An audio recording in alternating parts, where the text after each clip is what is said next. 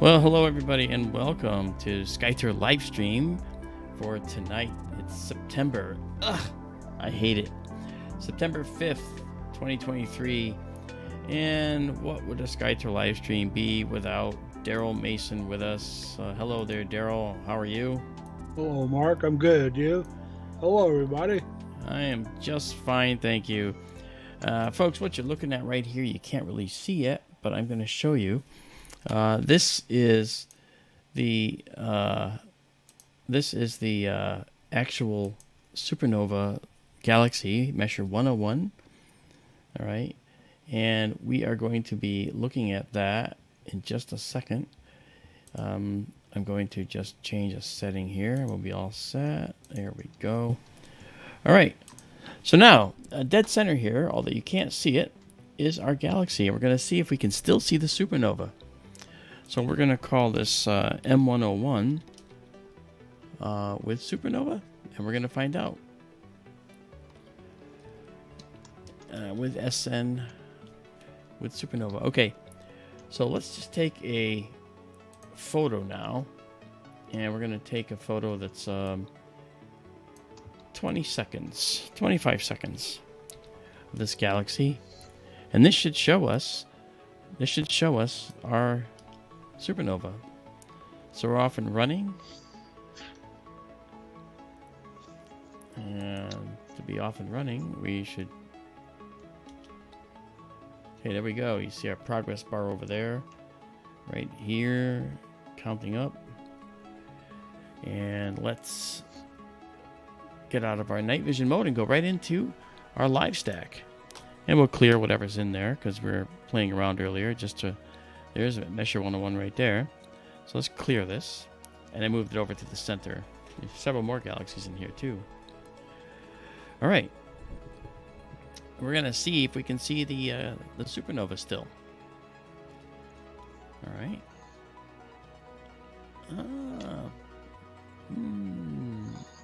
I see the supernova. Do you? Mm-hmm. All right. Well, we're going to zoom in and check it out.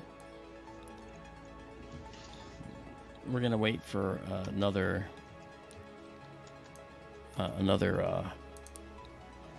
few seconds here. It has dimmed a lot. Yes, it has.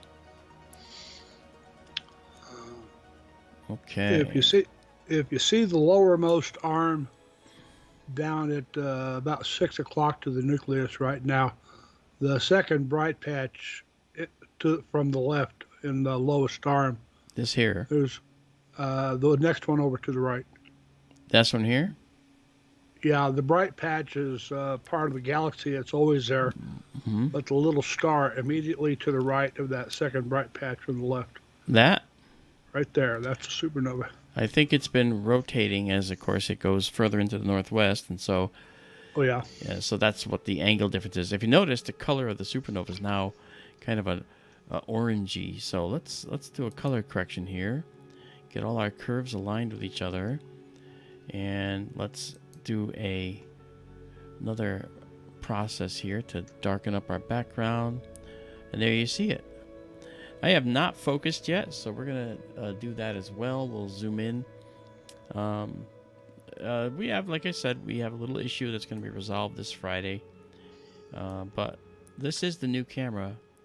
And actually, this doesn't look bad as it is. This might be a safe place to remain for just a little bit. We're going to see a lot more detail in galaxies and things like that with this particular camera. So we're very happy and pleased about that.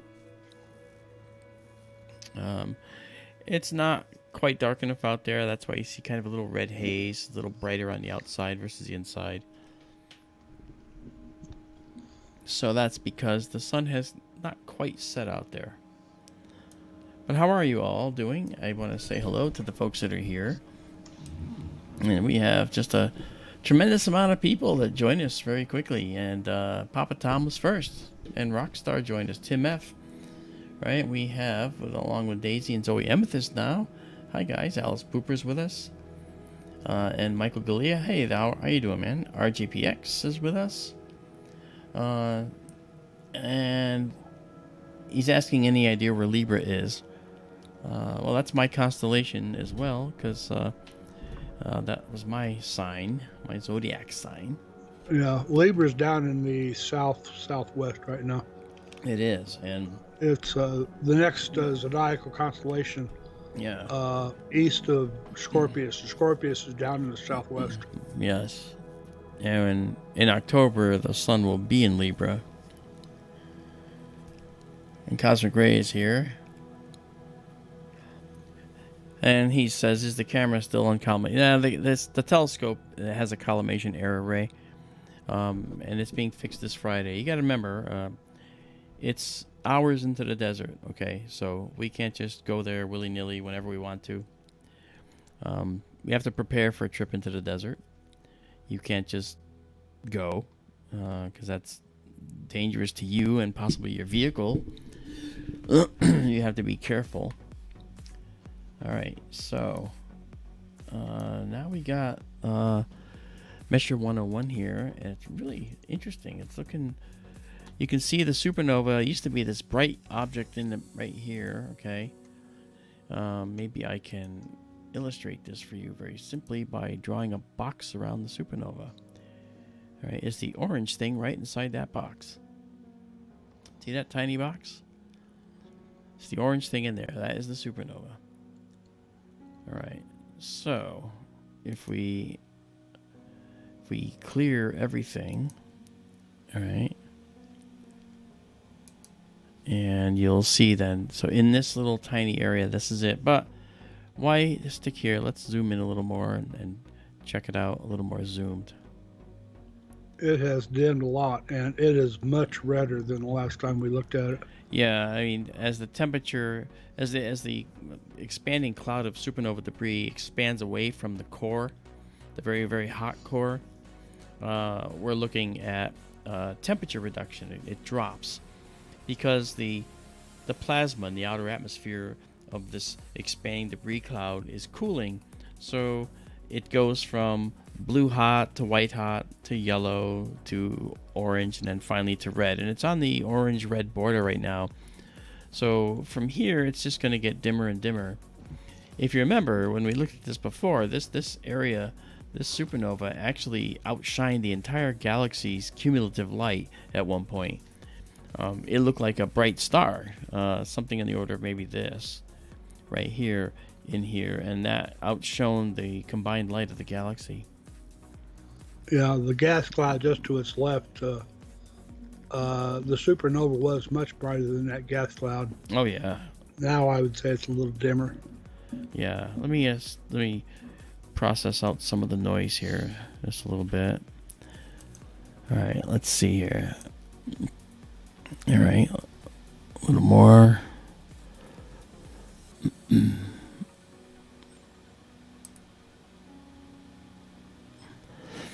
Hard to believe it was back in May when we first saw that. I know. Well, as you know, supernovae last for months and months and months. Mm. Okay. And Bonnie's here. Hello, Bonnie. Anahata 77, Bonnie, NPG, Petita. Nice to see you. Fantasy's with us. Hey, Fantasy, how you doing? This is the new camera, and the sun is still up. That's why it has this purpley glow. So I have to keep doing a color correction on the incoming frames, which I just did. There you go. And you can see, and you already can see there's more detail in this galaxy than we've ever seen before, because the new camera affords us the ability to see a tremendous amount of detail. Yeah, this is great. So nice. And Bullwinkle's with us. Yeah. Hey, Rocky, watch me pull a rabbit out of my hat. Greetings from steamy Frostbite Falls. Oh, yeah. Steamy and Frostbite Falls. Those words just don't go together.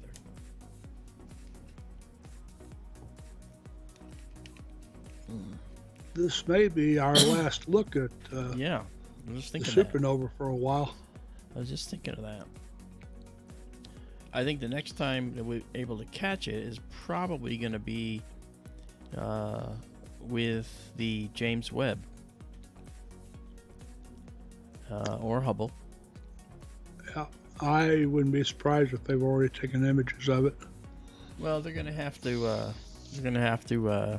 Wait, because they won't point James Webb toward the sun anyway. Right. So James Webb's probably not able to look at this yet. Well, it is pretty much circumpolar. It is, but we also have to keep in mind that James Webb has to turn to face it. I understand. And that sun shield has to always be between the sun and the instrumentation. So that kind of limits the cone for James Webb. That's really pretty.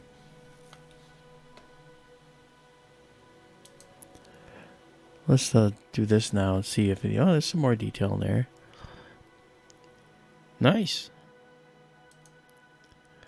What if we throw in a sharpening and then come back?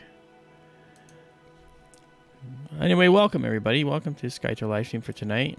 I've been showing Daryl some of the imagery that I've been processing after doing private openings of the observatory, and it is just well, Daryl had some nice words to say about it. It's stunning. When we do our stack, it really shows well. Whoops. Yeah, I think the images have more presence to them. Oh yeah. It's funny, it's bigger, a little bigger, of course, and there's more detail, but and processing is part of it also. But I forget who said it. Quantity has a quality all its own. I think Stalin said that. Oh, that's great. But it's not always bigger is better. I had the moon one night at a public star party during a total lunar eclipse in my refractor. And I thought it looked best with a magnification of just 20x. It filled the field nicely, but there was a lot of room all around it, and just the presentation when you looked at it through the eyepiece, it had a very real three-dimensional look to the whole thing. Yeah. And that's something that we noticed with the camera. It has the ability to generate a really interesting feel when we look at the actual imagery that it can create. It's really spectacular. I want to mention Cosmic Ray says, and mentions how Supernova 2023 IXF, which is what this supernova is, right there, that little red dot right there. It's a core collapse supernova, meaning that it's a type 2 supernova, one that's Roman numeral 2, where the core collapsed in the star and rebounded off the solid iron center that happens to build up in stars like this, and rebounded outward. Now, had we been able to see it or pay attention, we might have seen a neutrino stream coming from this galaxy prior to this explosion. And this neutrino stream would have heralded the beginning of the end for the star. And then it would be several hours later when the actual shock wave would reach beyond the interior of the star and reach the surface, where the star would then be disrupted and blow up. Because stars are so big, it takes time for a supernova to occur, and the first thing out of the star is a stream of neutrinos, and it's actually these neutrinos which cause the problem. They actually initiate the supernova, believe it or not. Hello, Izabela. The lower deck crew is all here. That's funny. Hey, Sam S., how are you? Yeah, so this is really quite the galaxy. And as I said, we will save this galaxy. It is still not... it's just approaching sunset, so our full sunset beyond astronomical twilight. So this purple color will be gone. So what I'm going to do is I'm going to clear this, believe it or not. and we're going to start over again and just take a few frames to have for a record of the supernova. We've been following it since May when it occurred.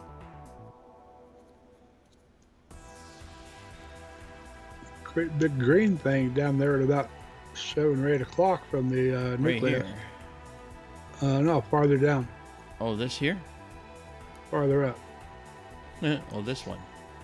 Yeah. Okay. Yeah, I thought you were talking about this. This is another galaxy. Mm-hmm. Yeah. And this might be a planetary in our galaxy, or it might be a remnant in this galaxy. I'm not sure. Yeah. Yeah, okay. All right, let's do this. Color correct.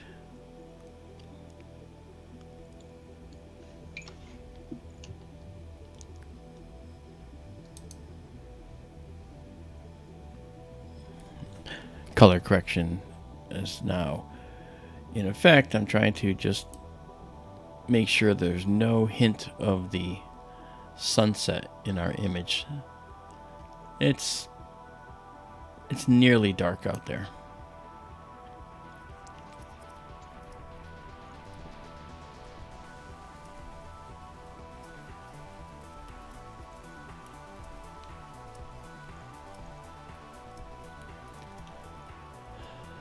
Wow, very nice. Okay.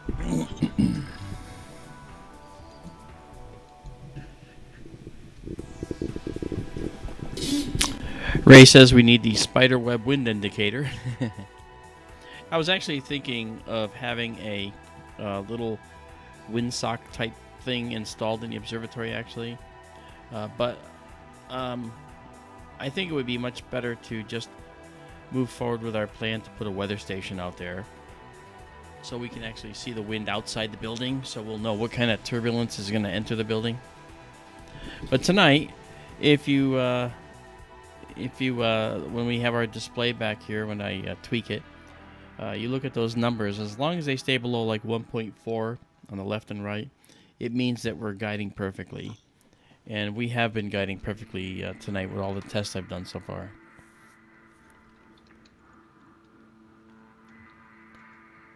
Yeah, okay.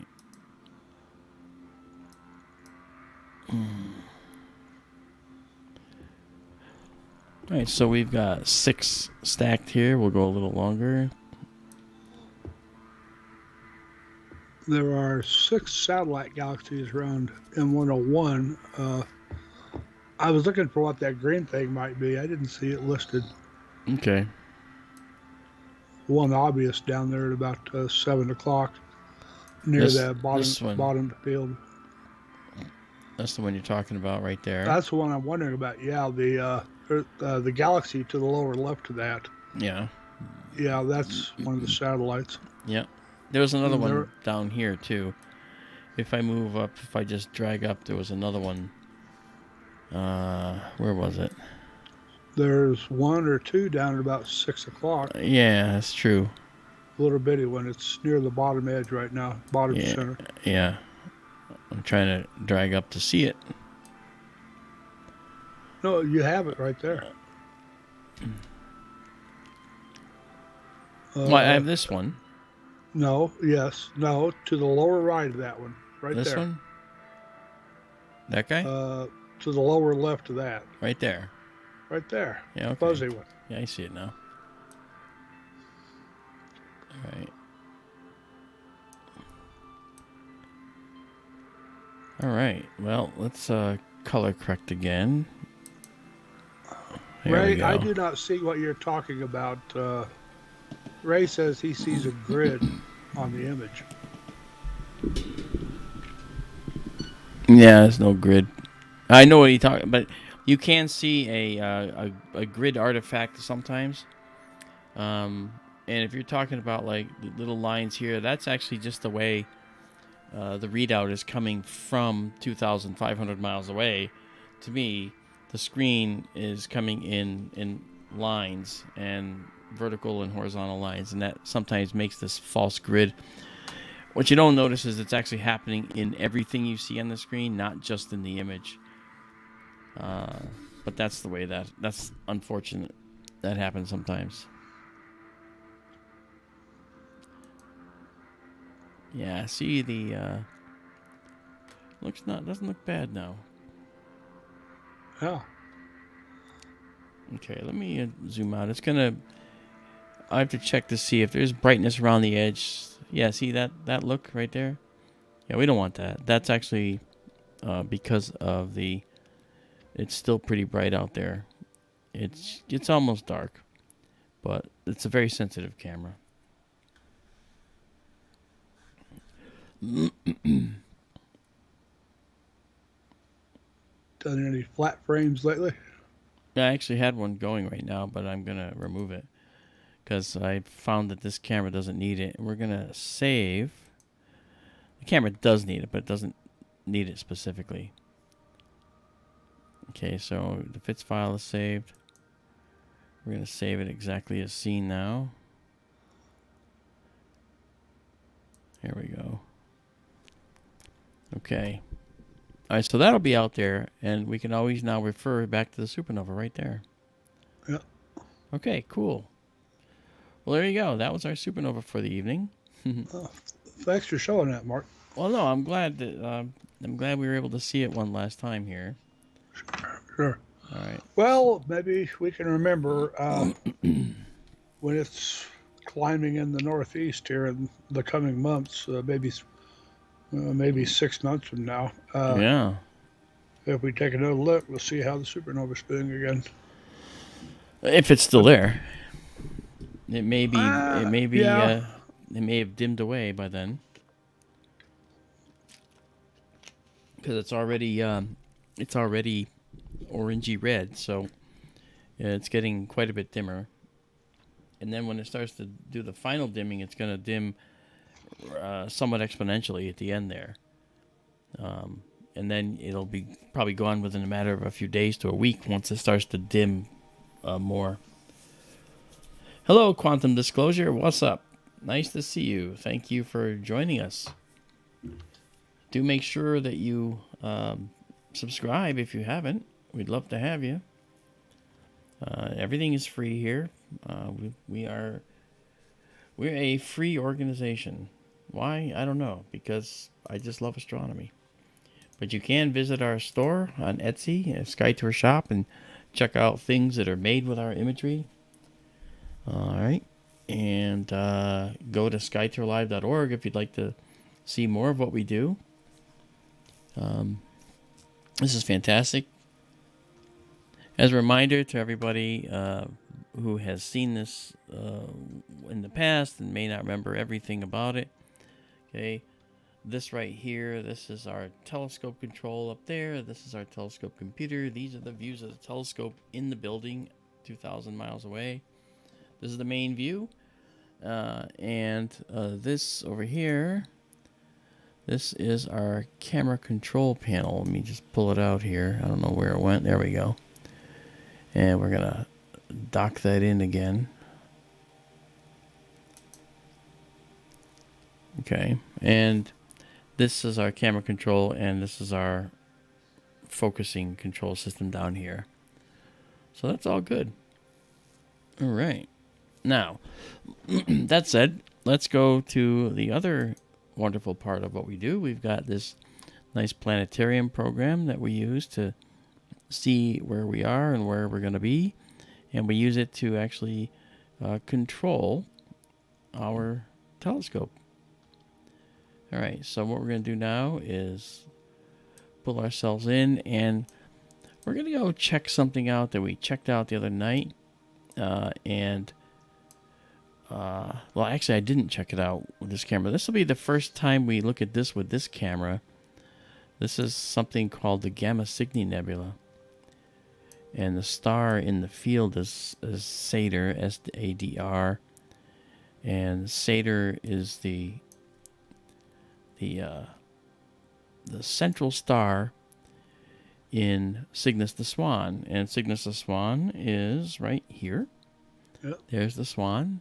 The eye of the swan is a double star called Albireo. It's a visual double. The tail is Deneb, which means tail or back end. And then when we look at Cygnus, Satyr in the middle, that means breast, as in breast of the bird, breast of the swan. Mm-hmm. That's the white meat right there, folks. That's right. Okay, so we're gonna take that away, and now we're just going to zoom on over to Satyr. All right, so we'll tell the telescope to head on over there now. And you look right there, you see the telescope is moving. All right. And we should see Satyr show up in our view here. And this nebula that we're going to be looking at is literally right around it. Let me take our zoom down a little. There's Satyr. Okay. Satyr is an old Arabic name. Yeah. You might remember over in Iraq after whatever the second Gulf War, 2003 or whatever, there was a guy over there called Al-Sadr. I remember that. Yes, and turns out he's from a very prominent family that goes back many generations in Iraq. Mm-hmm. The Brits in the days of the British Empire in the 1700s or 1800s, I think, the Brits had dealings with Mr. Sauter back then too, a couple hundred years ago. Mm. Anyway. You notice I put Satyr up here. Okay, that's because there's a bright nebula down here. You can start to see little hints of this red, right, which are very interesting. And we're going to let our telescope find a guide star because it has an auto-guiding system on it. And we've also made a decision. Our next camera we're buying for the next telescope is going to have an integrated guiding system within it. It's called the ZWO 2600 Duo. And it's going to have a guiding chip and a camera chip so that we don't have to have a separate telescope on the system like you see down here. See, like right there? That's a separate telescope. Right here. Let me see, right there. Okay, that's a separate telescope on the main telescope. And that is the guiding system. Okay, we're looking through the main telescope. Okay, so we're going to have an integrated system. That's going to be a lot easier. It's going to save tons of money, and it's going to be phenomenal. Okay, now we're going to start a exposure here. This exposure is going to be 25 seconds. And when we say 25 seconds, what do we mean? We're actually we're exposing for 25 seconds, but you'll notice that that's at 300 gain. The gain here and the exposure, these are the two most important things, okay? And the reason is because the gain, it tells us how sensitive the sensor is going to be, all right? And then the exposure tells us how sensitive or how long we're going to expose that sensitive gain for. And that's very important. So those are the two most important things. So we're off and running here. We're going to just get out of our low light or night vision mode. And as soon as we do that, it kicks off an exposure. And we're going to open up our stack here. And the stack is another, that's the previous image.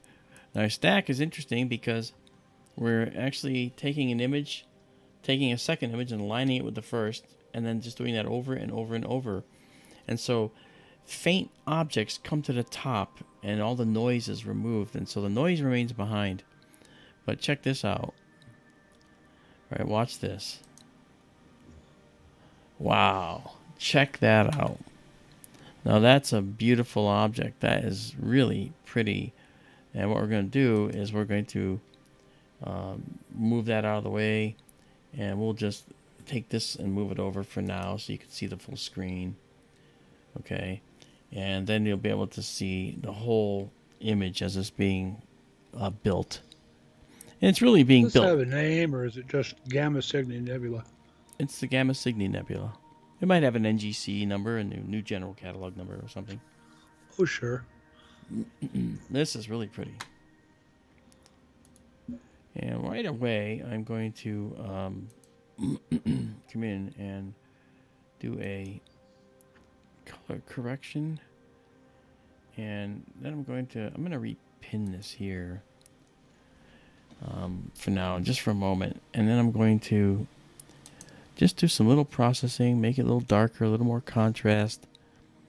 Okay, those halos you see are due to the imaging system, right? And that comes with the territory for the system we have, because we're actually running a system at a focal ratio of 2, f2. If you know anything about photography, the lower the number, the more sensitive and the more easy light can come in and build up on the sensor. F10 is what this telescope used to be, and we made it 25 times faster, going down to f2. And this gives us the ability to have a beautiful field of view. This field of view on this particular camera, this field of view is from left to right. We're looking at 1.5 degrees and just about 1 degree up top to bottom. So with the previous camera, we were 2.5 degrees, or 2 degrees by 1.5.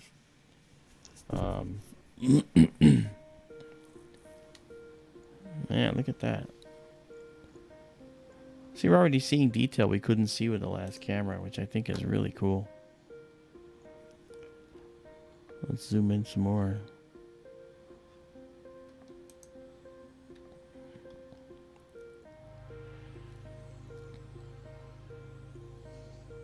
What I find interesting is that the focus is actually not bad tonight.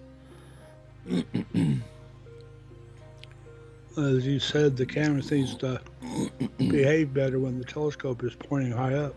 Yes, until Friday when we actually correct all of that. There's a slight movement in the lens system sticking off the front of the telescope where the camera is. And so that slight jog of literally a fraction of a millimeter will make our stars look strange and have tails on them. But I'm really impressed with how this is looking. So this is actually quite nice for the moment. So we'll have it corrected fully when we get out there Friday.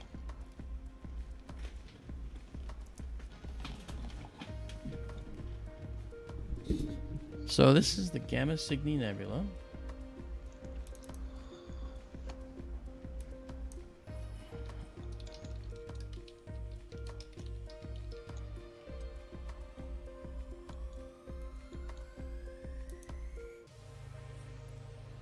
And why don't I just throw the name up right there?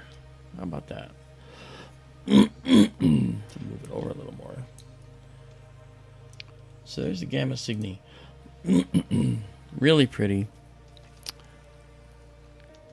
All right, so why are we sitting here watching it? Well, because if you look right, let's see if you can't see. Let me bring back the telescope for a minute, and let's bring back our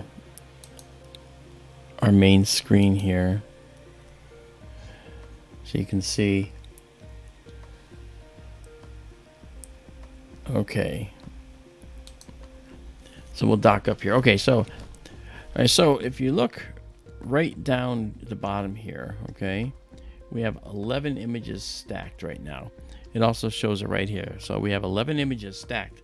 So the more we stack, the less noise we see in the image. And if you remember the first images, they were really kind of grainy looking.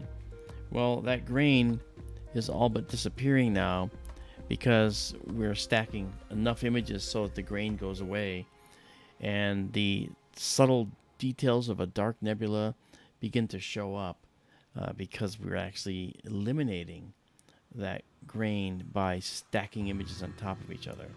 So it's pretty cool. Very nice. Mark, can you go to Stellarium for a moment? Sure. Let's bring that up. Is your frame size correct now? Yes, it is. Okay. Let's jump in here now. I was wondering if we could zoom in a little and okay, that's the inchworm cluster, I guess, up to the up right to here. That's the top, just to the left of the Satyr. Yeah, you notice that the writing is sort of on an angle. You have to tilt your head way over to the left and down more. So if you orient your head, if it was the right direction, see, this is just about where we are. We're actually, if we just select this and center on that, okay, this will put the telescope where we are. So that's, when you look at this, Satyr's going to be to the right and the inchworm will be directly above or relatively above. So right there at the top left. yeah, and to see what I'm talking about, you know, this is a zoomed in a little bit. So let me go and do this.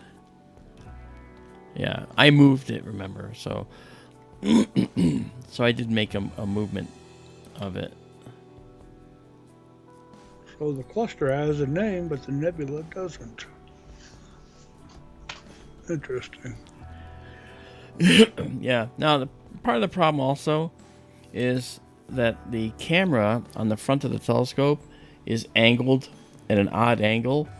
So when we look in here, all right, in Stellarium, this assumes that north is at the top, south is at the bottom, and of course east is to the left and west is to the right.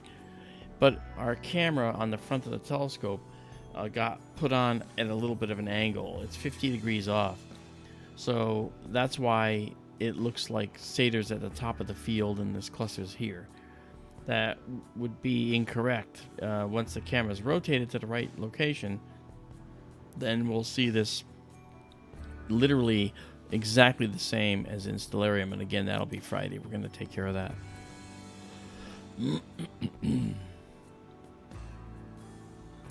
See the thin dark line in the Stellarium. Oh, yeah? And this one? Or this one? The thin dark line. Between Satyr and the inchworm cluster, there's a thin dark line running upper left and lower right. Right here? Right there, very thin line. Okay. And then there's a dark blob just below the lower end of the line.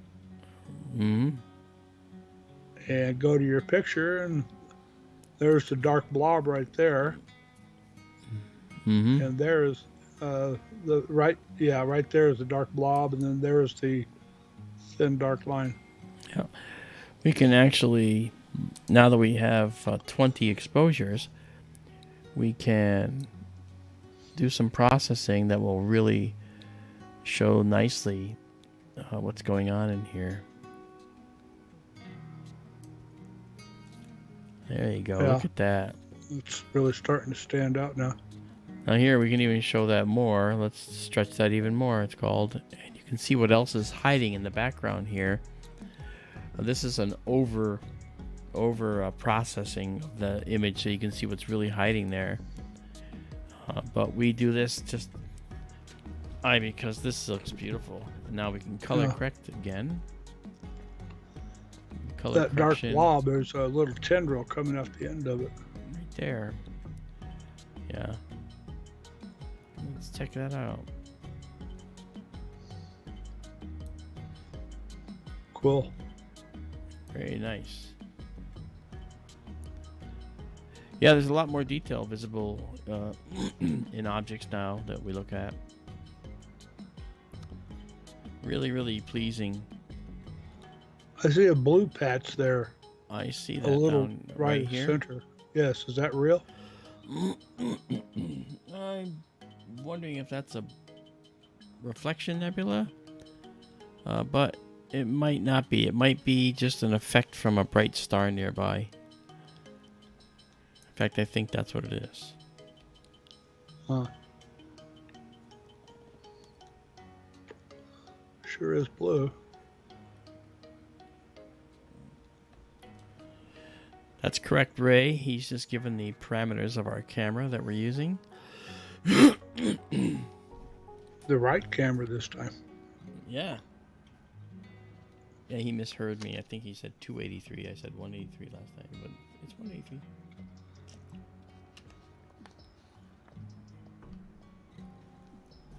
Yeah, so... Okay, we're at 25, so we're going to save this just like this. Oh, I made a mistake. I forgot to rename it. So I'm going to rename it and save it again. All right. So if you go to SkyTourLive.org and you scroll down, you'll be able to go to the server that these are all going to, because every time we do something like this, every time we take an image, it goes up to the cloud when we save it and shows up on our server within seconds. So right now there's an image that looks just like what you're about to see. Okay, this is the image that's right now up on the server. Okay. And Mark, can you go back to Stellarium for a moment? Yeah, once I get out of here. Okay, let's minimize this guy.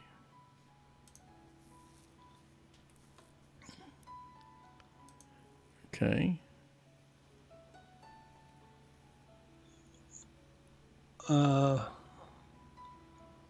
Okay, we see the dark blob there just below center in Stellarium. Yeah. Can you zoom in some, see if we see that blue thing to the left of the blob? To the left of the blob? Yes. Oh, from this blob. I'm sorry, to the right of the blob. Yeah, that's what I thought you meant. Okay. The other way. So you say, like... It looks like a tendril's pointing right at it in your image. Right maybe here. in the Stellarium, you know, you can get oriented to it. Yeah.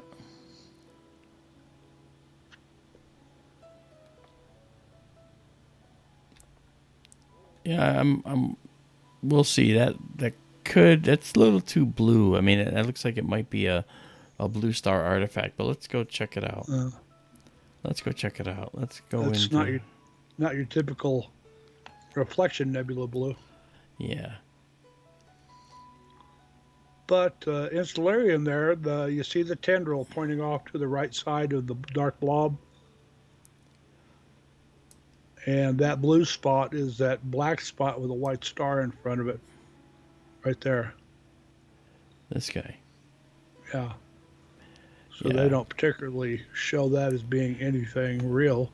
Well, these are poor imagery in the Stellarium product anyway. They're, you know, I don't know if we can update those. It'd be great if we could update our own, you know.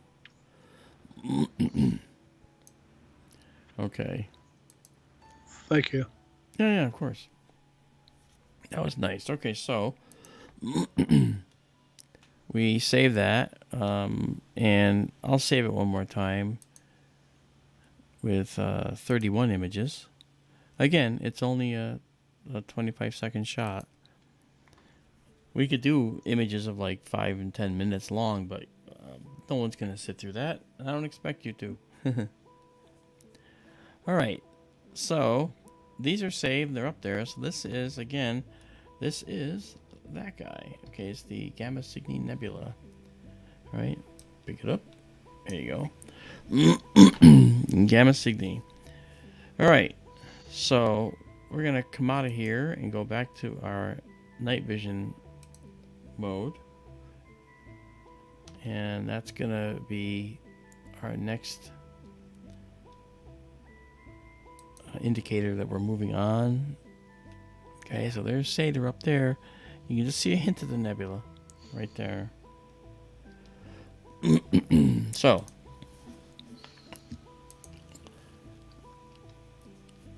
let's go now and look for something else.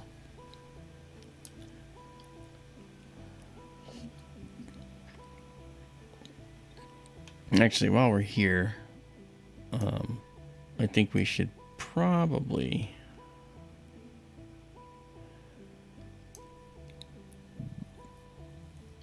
I actually included I put a picture of the pelican that we took the other night, but we'll check out North America here and see how it looks. It really should be quite stunning in here. Waiting for our Starlink satellites. There we go. Believe it or not, with all the Starlink satellites that we have access to, one of the things that happens is that we are in an area out in the desert that's actually a low bandwidth location for Starlink. And you know something? They charge you more for it. Which I think is amazing. If you're in a high bandwidth location, then they charge you less. So kind of strange. All right, let's just do a 25-second shot here of this area.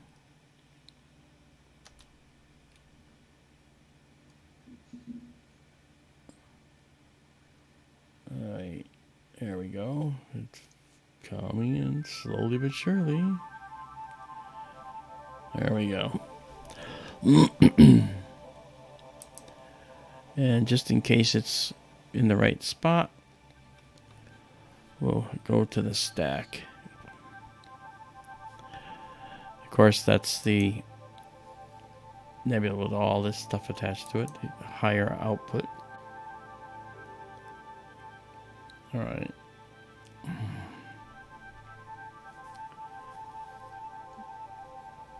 Okay, we'll wait for this to come in.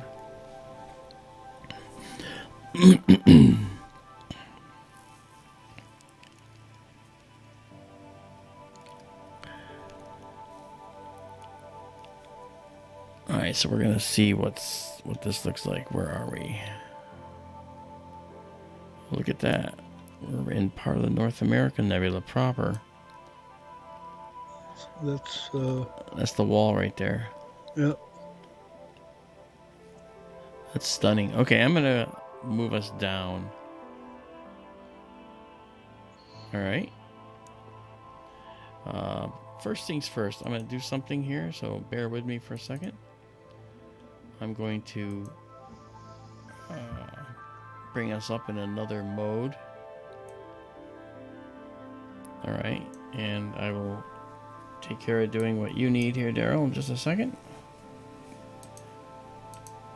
All right, and that's going to be this guy, I believe, for you. Yeah, there you are. Okay. So what we'll do is I will take this down and just go back here to our night vision mode one more time. We're going to move this area here over here. So that means we have to head south a little bit.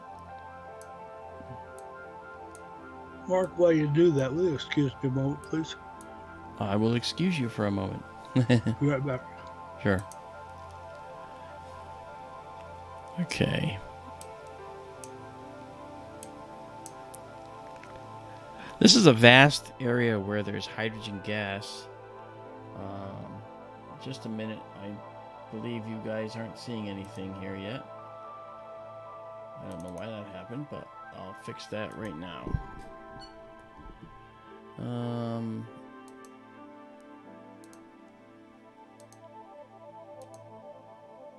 Just a second.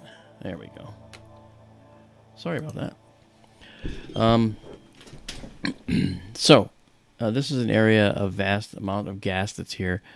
And in order to see all the gas that's here, we have to take longer exposures. But what's happening is the gas is being illuminated, I should say, forced to glow by the hot stars that are in the area.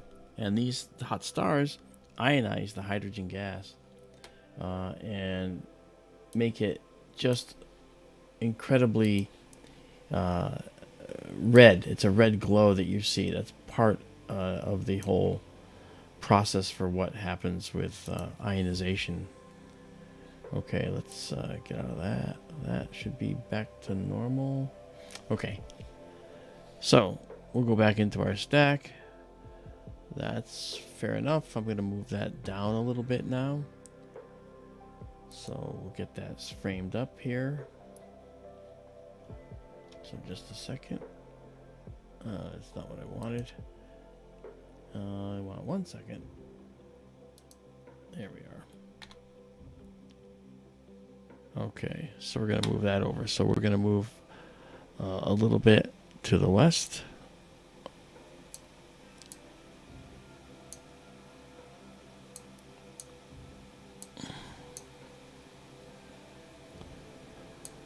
And then a little bit. That angle, see, that's supposed to be up and down and left and right, but because of the fact that we still have to align the camera, it's off just a little bit. So for tonight. All right, and now maybe let's try that. That looks good. And you'll see it says searching right here up there. That's it's searching for a guide star. That guide star, there it is. Once it does the zeros, it starts up. And when you see 0.1 and 0.1, that is excellent guiding. If it goes up to 1.5, or as it does in some nights, 3.5 when there's wind, okay, then that's bad, and we're probably going to get elongated stars. But right now, we're going to get perfect stars. So what we do now is we're going to make this a 30-second shot. Okay, and off and running. And now we're gonna come out of our night vision mode and go into our live stack, clear the previous, but you can see where this is going. It's gonna be a beautiful shot. Back. Hey, yeah. Okay, so 0.3, 1.1, 1.1, 0.3. This will be a great shot, great first image. There won't be any elongation here. There we go. And we got a bright satellite there. Okay, let's do 20% here. Okay, so this area here, we're going to clear it in a minute. This area here is called the Wall. And it's in the North America Nebula. This is the Gulf of Mexico in the North America shape. Florida's out here, and the rest is up there. That's how this nebula was named, because it kind of looks like North America. We're going to clear it only because it has that satellite that went through, which is probably a Starlink satellite. And then once we come back, then the fun begins. All right, the wall is kind of like the Pacific coast of Mexico in the image. Yeah. Except for that one part I always make fun of when it kind of sticks up. But you can see here the difference in image scale between the old camera and the new camera. Yeah. You're doing well now to get Mexico in the field, when before you could get the whole North America and most of the Pelican in the same field of view. And the Pelican is a nebula that's to the right of it. And but the benefit is that we lose a little bit of the field size. And you say, oh, we need a big field. But we have more pixels in the smaller field. So that means that we get more detail. And it's really cool. Hey, Gladys. Gladys is with us now. You see her out there? Hello, Gladys.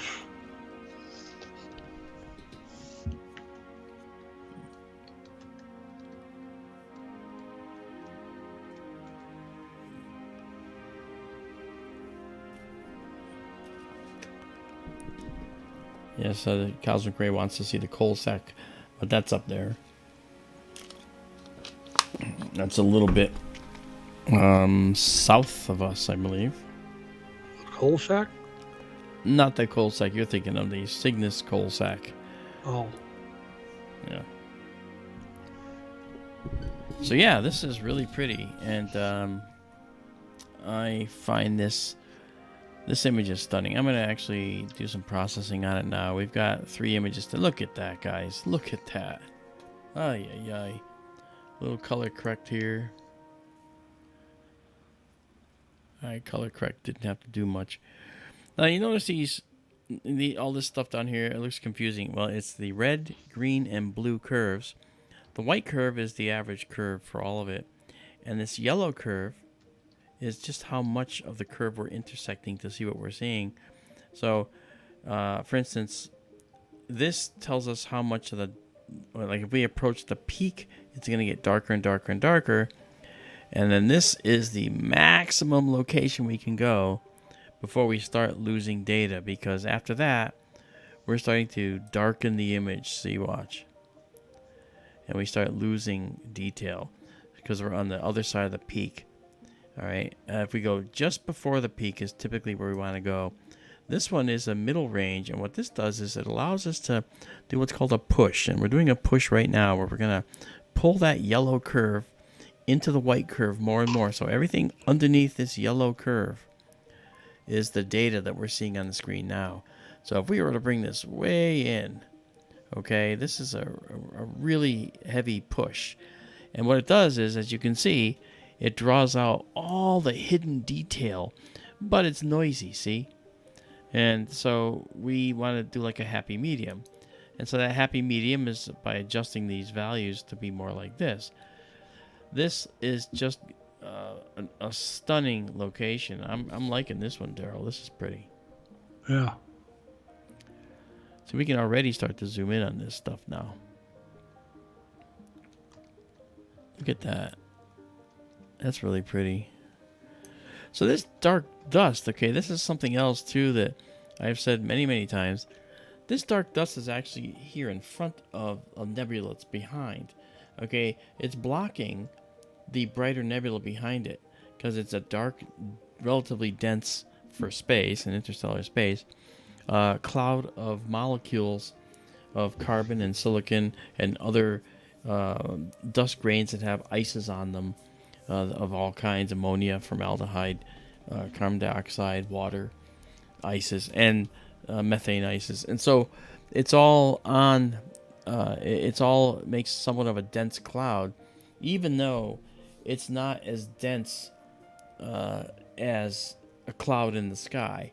A cloud in the sky is just well, it's got like 10 to the 19th atoms in it, and this might have per cubic centimeter, and this might have 30,000 at the most atoms per cubic centimeter. Okay, yet from a long distance, it can make a dense cloud because it has depth as well as width. So it's hard to see sometimes through it. But what you do see is you'll see stars that look red in there, and that's because this dust is very effectively doing something called interstellar reddening. It's reddening the starlight. All right, because of that dust. It reddens the starlight in these dust clouds in the same way that the particulates and the molecules of our atmosphere redden the sun on the horizon. Same exact process. Okay, the reddening process. All right. So, I'm sorry, go ahead. No, fair enough. Go ahead.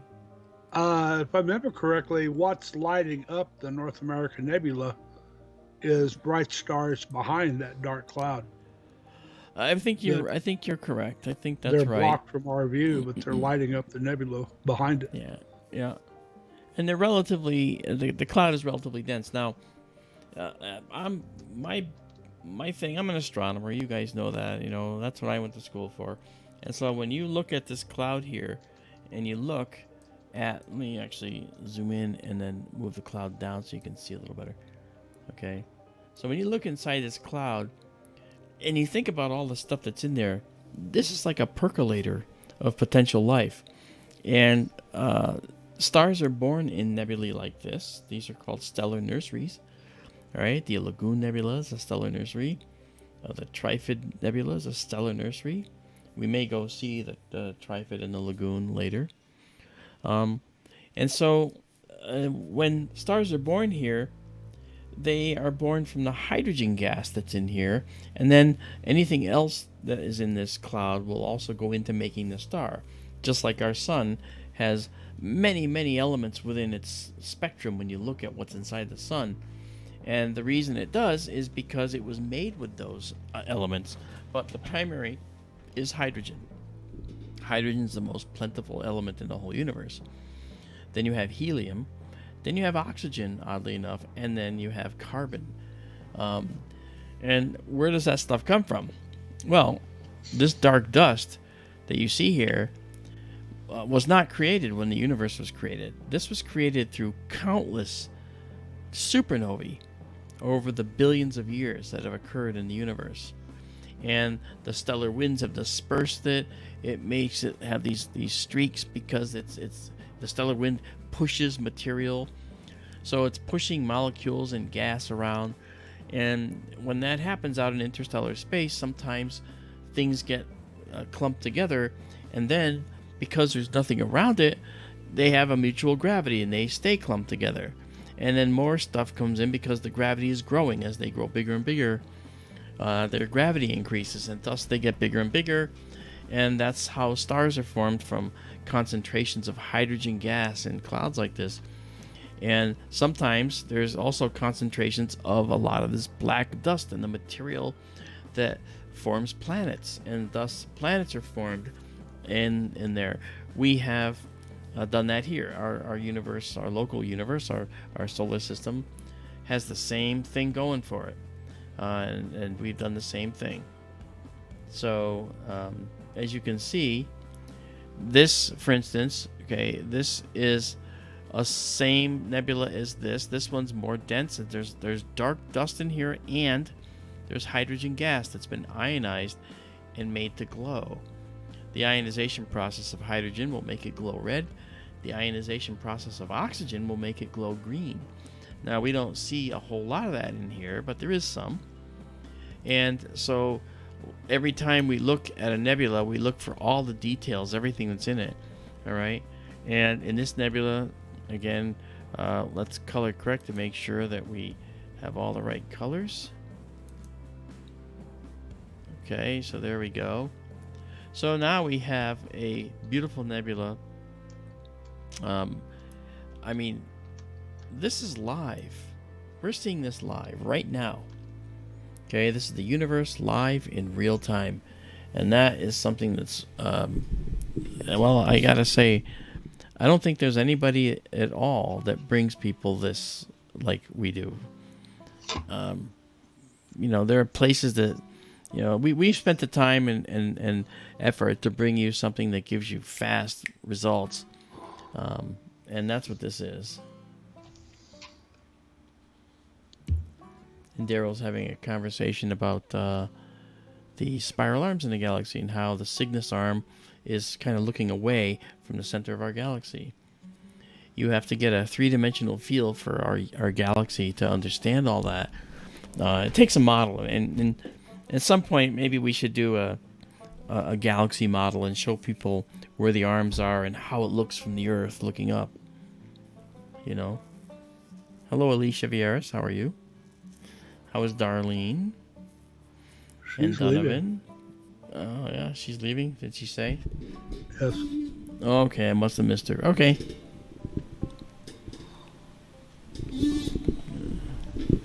Yeah, and so when you look at the local universe, it's good to have some knowledge about what you're seeing in the sky, right? And what you're seeing. This is right over your head right now in the night sky for people on the East Coast and the West Coast. It's almost directly overhead. Look at the telescope. It's pointing almost straight up. Almost. A little bit to the northeast. And so when we're looking at something like this, you can't really see it with your naked eye. You can sort of see the Milky Way. But this detail, these are small objects. You can't see them, you know? I think that says something right there.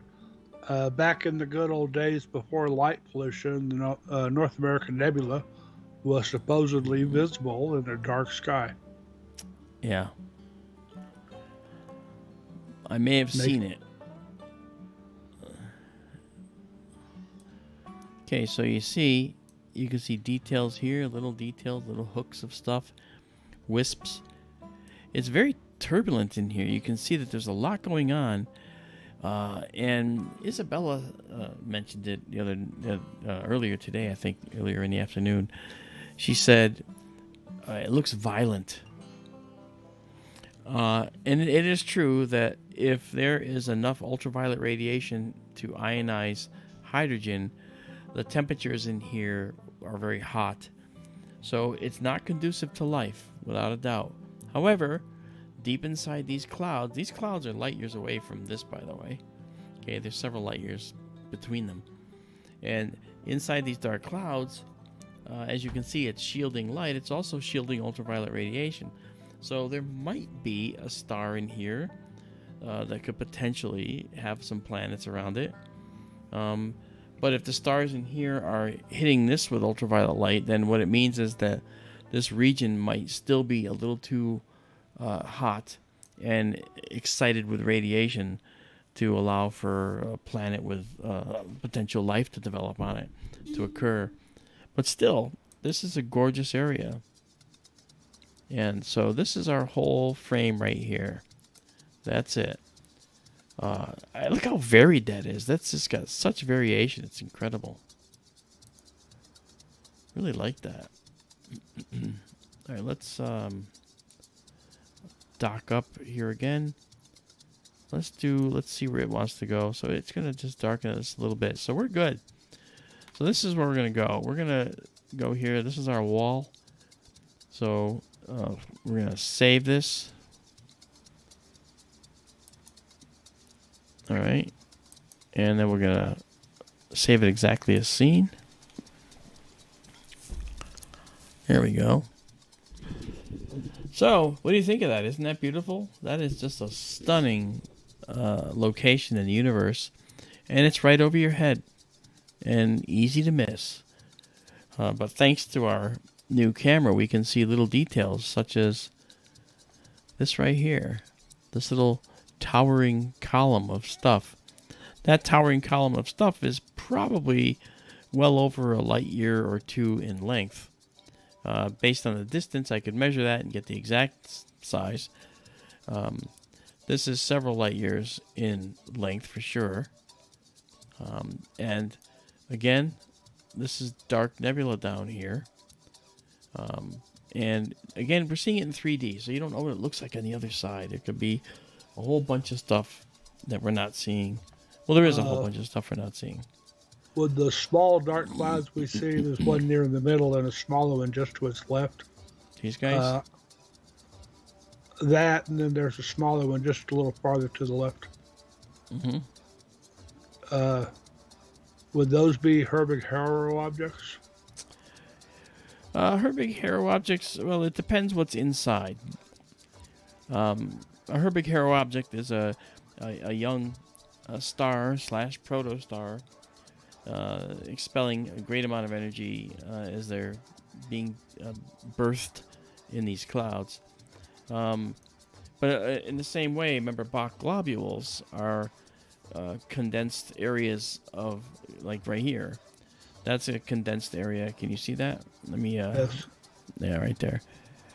A Bach globule, coined by the astronomer Bart J. Bach, who I had classes with. This Bach globule, for instance, could be a location where we've had gravitational condensation and compaction going on, and contraction, where everything is contracting around a common gravitational set of material. And so we might see a star show up out of that. And it'll be a young hot star. And once the star begins to wink on, we might label it different. We might label it as a Herbig-Haro object. Okay. That dark blob, if you brought that back to its center, it's near the bottom edge now. Oh, You mean moved it out of field. This one here? Yes. With that you red see, star there's in a it? red star in there in it. That maybe that's in the cloud. Maybe it's a foreground star. It sure is red, though. Yeah, and one of the things about the Herbig-Haros is that you might see involvement with the cloud around it. And I don't see involvement here, so it might be that this is a foreground object, but I'm guessing on that. I don't know. All right, well, we're going to save this again. And then... Cool picture. It is. We get a lot more detail. Okay. And now that we've done that, we will go back and find our night vision mode again. That's pretty. Okay. And now, in our location here, see, there's the northern coal sect I think Ray was talking about. Oh. Yeah. I haven't seen the Jewel Bug Nebula. Let's see how big that is. I'm reading the details over here. The Pink Pillow, aka the Magic Carpet Nebula, or the Green Rectangle Nebula, or the Sugar Pops Nebula. That's a good one. Well, should we try it? I don't know. We'll see. Sure. Let's just try it. Who knows? Yeah, you never know. So there's our telescope crosshairs.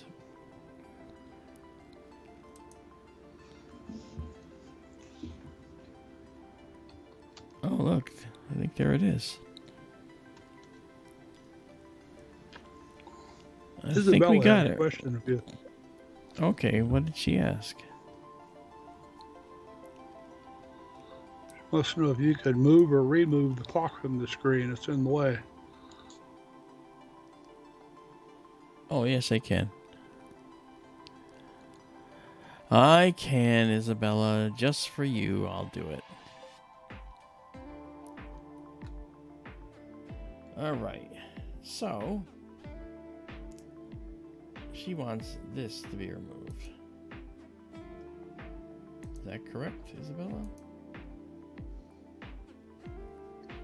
Hey, Judy M. Judy M's with us.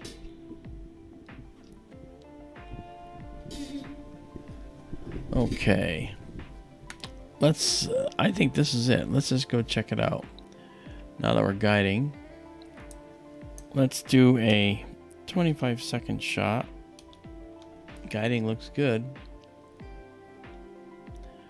And we're underway. So let's go into our capture mode and take one last look at this beautiful object. Look at that. That is just stunning.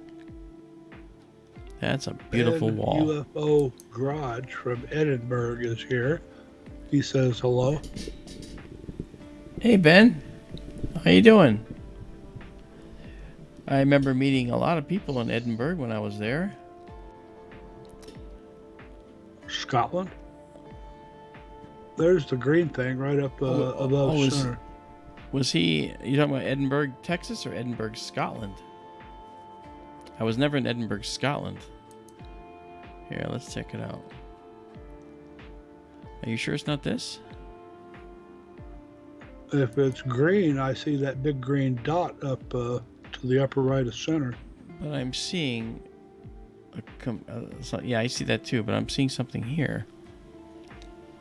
Go for it. I do see the big green dot though, but Ben UFO Garage says Texas. Okay, yeah, so Edinburgh, Texas, yeah. Exclamation point, Texas. That's right. Yeah, it was hot down there, Ben, when I was there. I was a couple weeks ago now. It was warm.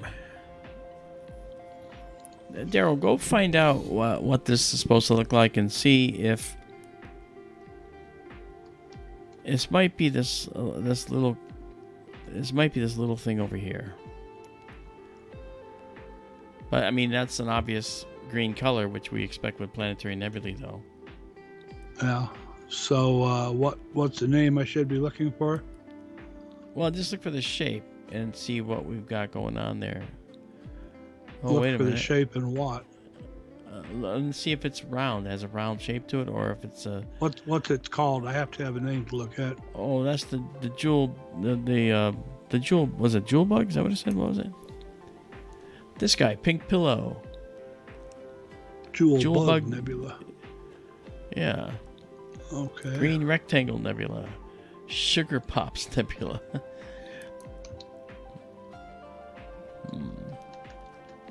I'm going to just zoom in on this and see if there's other detail in here we're not seeing. It does appear to be a planetary nebula. Its proper name is NGC 7027, Okay. also known as the Jewel Bug Nebula. Very young and very dense planetary nebula located about 3,000 light years from Earth in constellation Cygnus. Okay, so then this is it. This green one. I mean, we expect green. I would guess so, yes.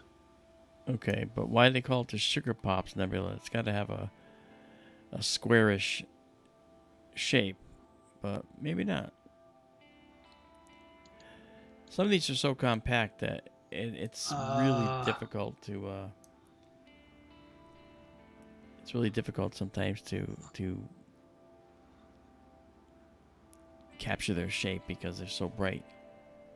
There's a really nice picture of it at Wiki.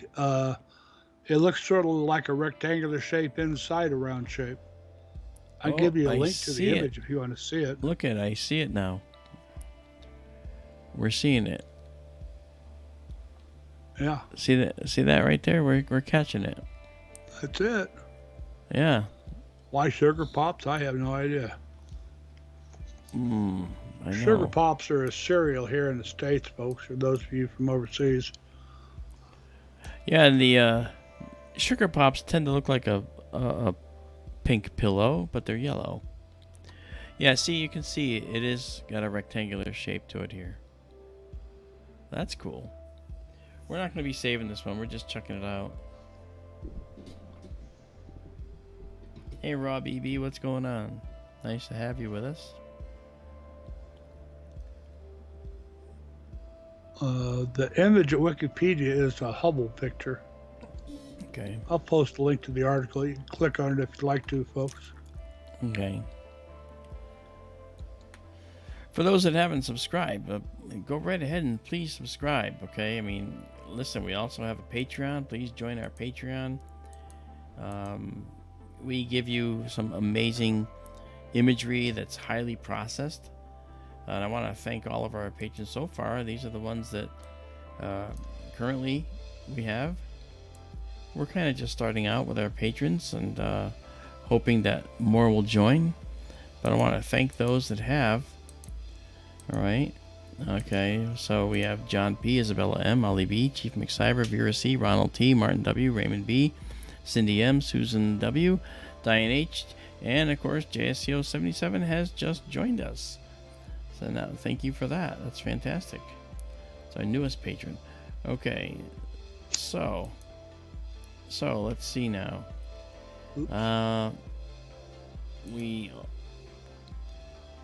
Oh yeah, I can see detail now in here. A little bit. Yeah.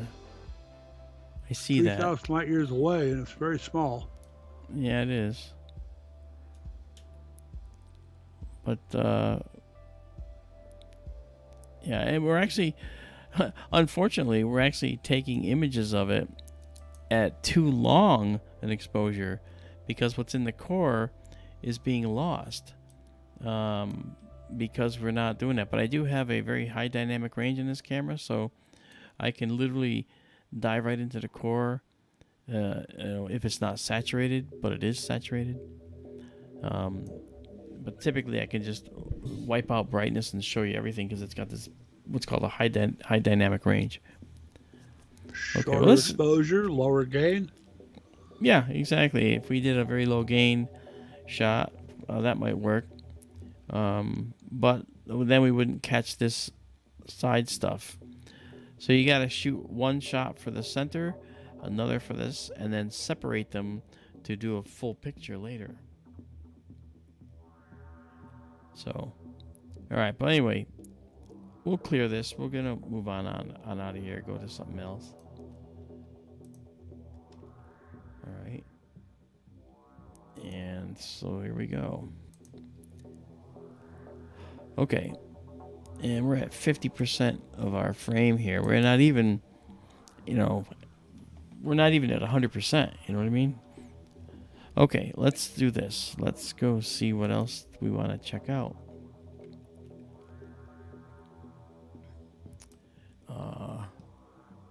I think we have the Wizard Nebula. Oh, we have the Cocoon Nebula. The Cocoon. That's an interesting one because this one has a tail of dark nebula behind it, which is really neat. So now that I've said that, we should check it out.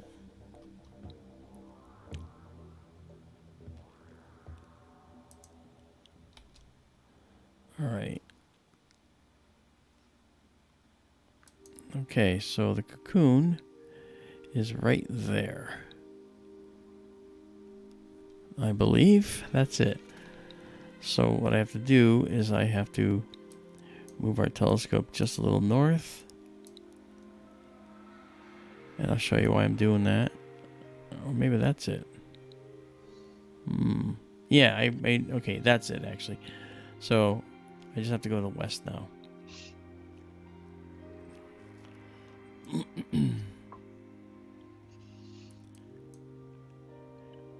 You can see a subtle pink here. That's actually this beautiful nebula. This is a area where it was dark nebula once, and because the star that winked on at some point in the past did so, it's ionizing the hydrogen gas that's also mixed in with the dark nebula. So it makes this little interesting location. And so this should be good right here. So now we're gonna wait and search for our guide star. Meanwhile, I'll set up the exposure. This exposure is going to be a 30-second shot. All right, we're guiding now. Guiding is going well. And we're going to jump into our live stack and clear it from the jewel Bug Nebula that's there. You can also see some subtle nebula in here all throughout. All right.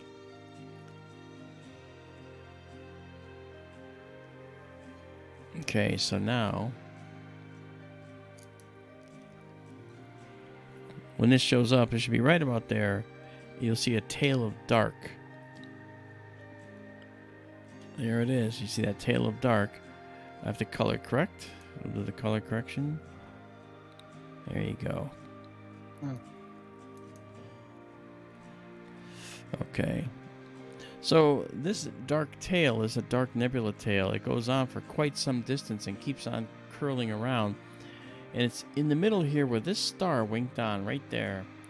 And when that star winked on in the past, there was enough hydrogen in here that it got ionized. And if we let this go long enough, you'll see that there's going to be the subtle hints of blue mixed in here. And there'll be some here that you'll see. And that is, they're starting to show up already here. And those subtle hints of blue are areas where the dust itself is scattering the blue light from the star. Because the dust doesn't get ionized. The dust is little particles that scatter the blue light. And that blue is blue for the same reason that the sky is blue. It's called Rayleigh scattering. It's a physics process where molecules in our atmosphere will take the blue light in the spectrum coming from a star, absorb it because it's so high energy, and then just re-emit it in all directions. And that makes the sky blue.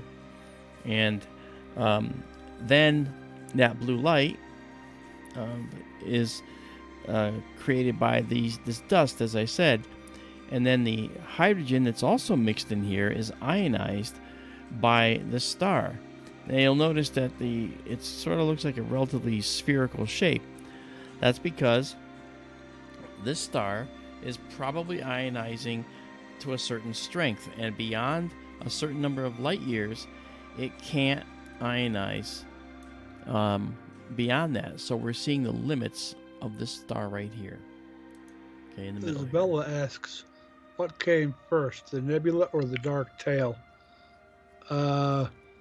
Well, we know the answer to that. I I dare say the dark cloud came first, and the nebula is actually part of the dark tail that's being illuminated by the bright star. It's being forced to glow by the star that formed here within the dark tail. We talked about those Bach globules. At one point, there was a dark globule in here that started to have a mutual gravitational contraction, and it had a hydrogen gas in here, evident from the hydrogen we see here in the red, and it also had lots of dust and so forth. So inside this, when this star winked on, it also began to ionize because it was a hot young star. It ionized the other hydrogen that's mixed into this dark dust cloud. Again, remember, hydrogen is the most plentiful. All right, carbon is the fourth most plentiful, so there's lots of carbon in here flying around. There's silicon in here from countless supernovas and more.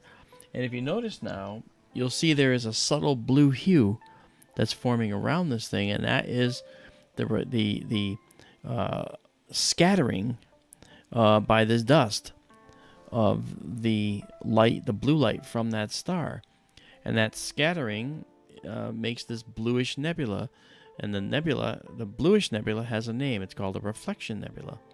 So you'll see it's really prominent right here, right now. Okay, and it'll just get more prominent as we go on. And we're only 7 images stacked. So this is looking really nice.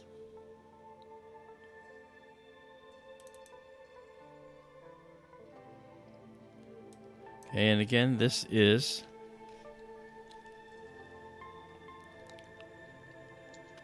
the Cocoon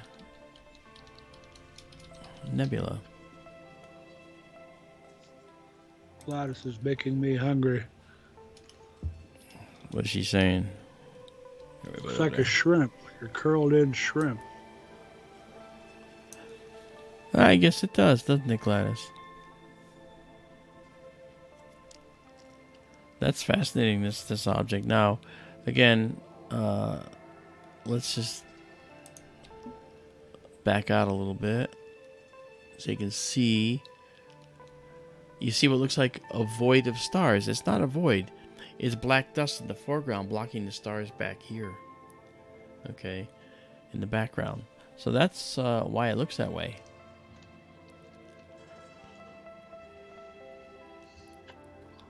Anthony DeSanto has a question of you. He says, you don't have a tool in your toolbox that can stretch across the cloud and know how far across it is. Actually, I do, but it's not it's not built into this. We know the size of this, and if we know the distance, I can actually run the computer program I wrote that will actually tell you how big this thing is in light years. But I can't do it dynamically on the screen here. However, I can, remember I had that little red, it's called the telestrator, where I show you the exposure and the gain with an arrow. I could draw lines and so forth, but I can't measure them from within here. I usually will do it in Photoshop, and Photoshop is where I do all that anyway.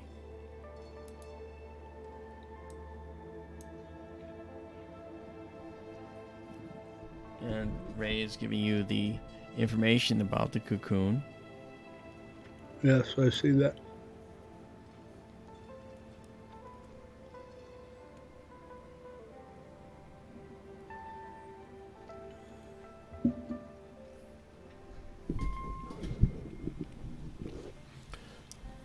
Well, as you can see, we're starting to get some really interesting, look here. I'm liking it. It's looking good.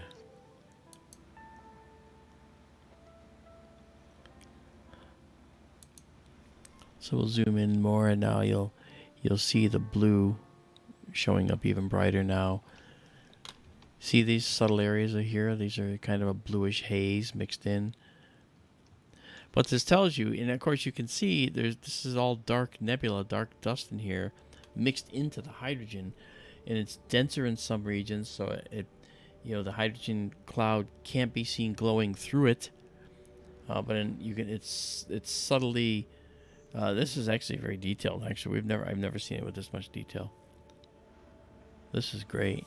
And after we get it all finished collimated Friday, all these stars are going to be sharper pinpoints. It's going to be even better. This new camera tells us we're going to be reshooting almost everything we've ever done. Just to be able to see the new imagery, I said that before you ever got it. Oh, yes, you did. Yes, you did. And without a doubt, we're going to be doing that. Really pretty. Okay, so we're at 15 here. Let's see where we want to go next. I want to try to see... Yeah, there's Cassiopeia. Still too low over there for what we want to do. Andromeda Galaxy's too low. That'll be kind of fun to see. Let me get its elevation here.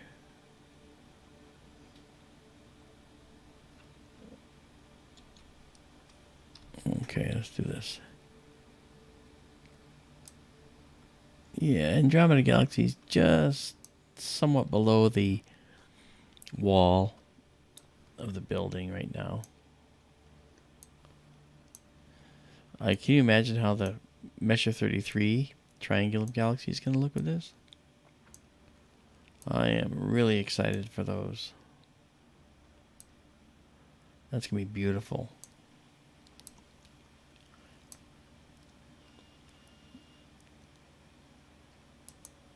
Our next target will be the Trifid Nebula.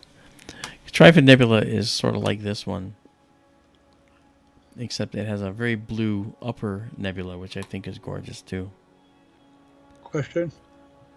Yeah. Can you zoom in on the nebula itself? More than this? Yes. Sure. You'll see the collimation arrow showing up now because the stars look like they got little holes in them. The cluster is actually inside that. And you can see some of the brighter members. Yeah, right there. That's very cool. But as promised, you can see some of this blue in here, which is the scattering that's going on in here. Very subtle. We couldn't see this with the other camera.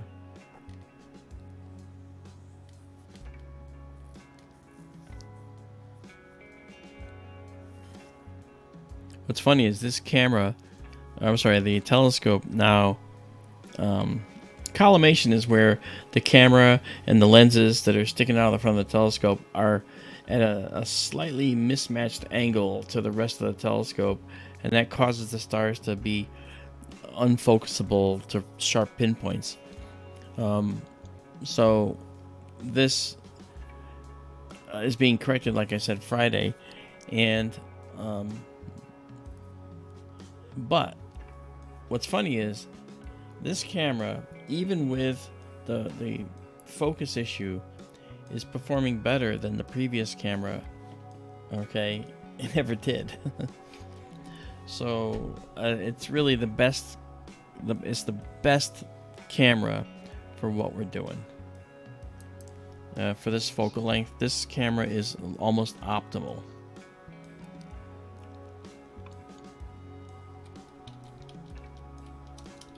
Cocoon Nebula. Okay, we're at 22. We're going to save it. And it's going up to the server as we speak. Izabela, I want to thank you for doing the table of contents for our last stream. As always, you do a great job. Anthony DeSanto says it'd be great if you could do a side-by-side comparison as you do them. Actually, when we have the new telescope set up out there, we are going to run both at the same time. And you're going to be able to see two different views of the same object. One is a more magnified view, and one will be this view. So we'll be able to see this object probably at about maybe a little bigger than this. And whereas right now it's this size on this. So we're going to be able to see it at a much more magnified view. So you'll be able to see a wider view and a very magnified view. It's going to be incredible.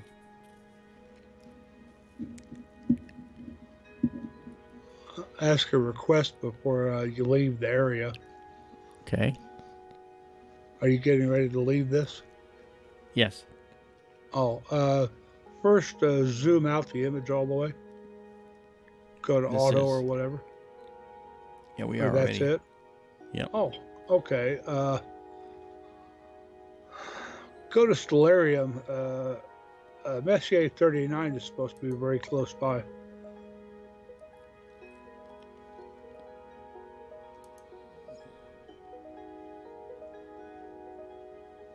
Oh. I Oh, already that's selected right. the Go other ahead. object. Do what you want to do. Mesha 39, that's a cluster?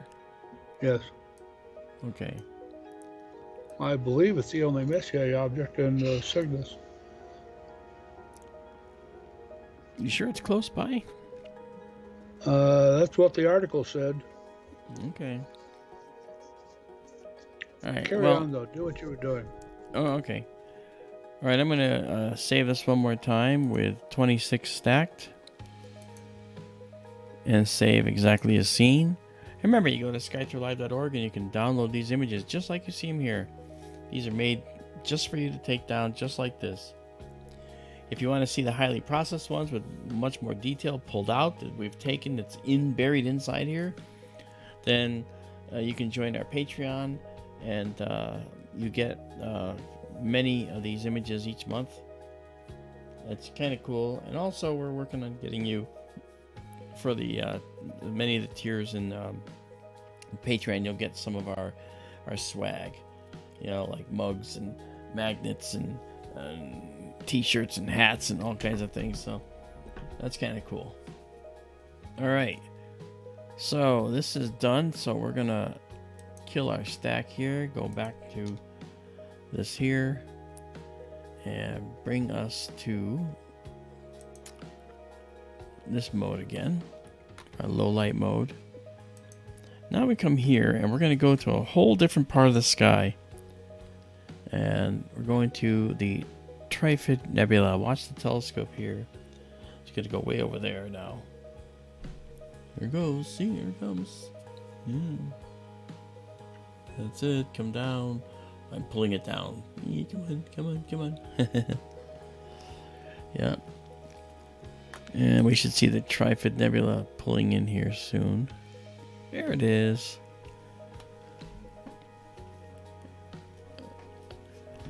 And I wanted to go here because the Trifid actually kind of looks like something that we just saw, the Cocoon.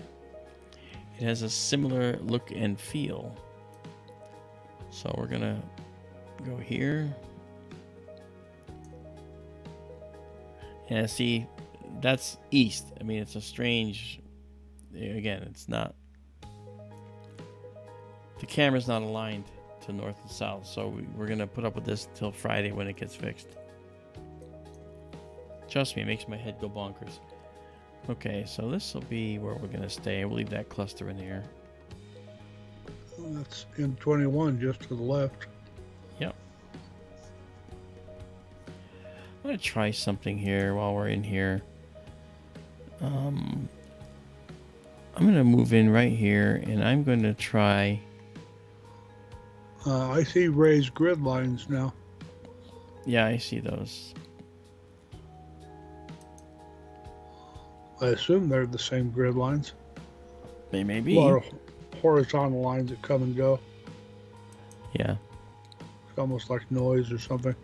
Mm-hmm.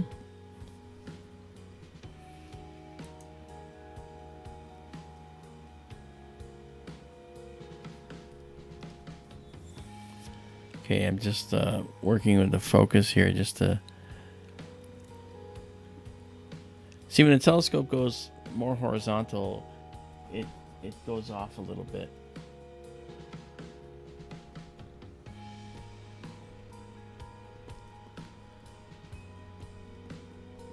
Gladys asks if we could be at full power, could we actually operate a lot more telescopes? The answer is yes. All right, first here's what we're going to do. I am going to try and do a focus run here. And you'll see the problem. The focus doesn't quite know what to do. All right. So now we'll focus in.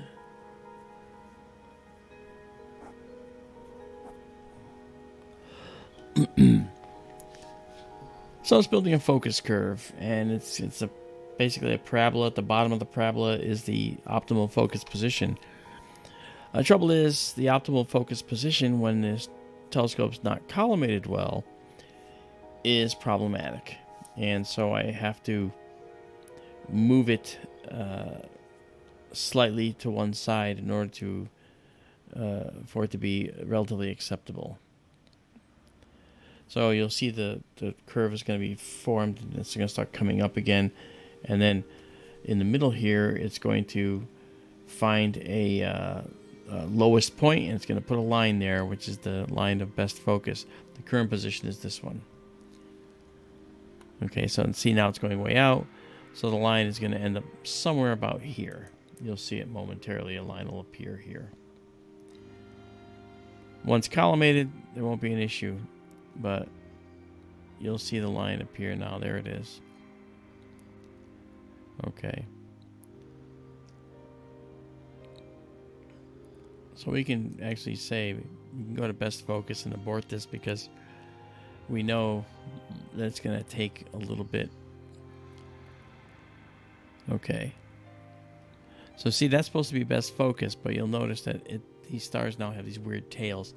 That's the collimation issue. So we'll fix that.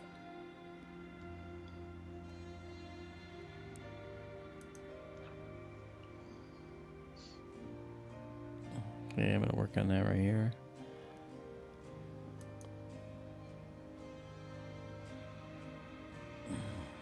Okay, let's set it back.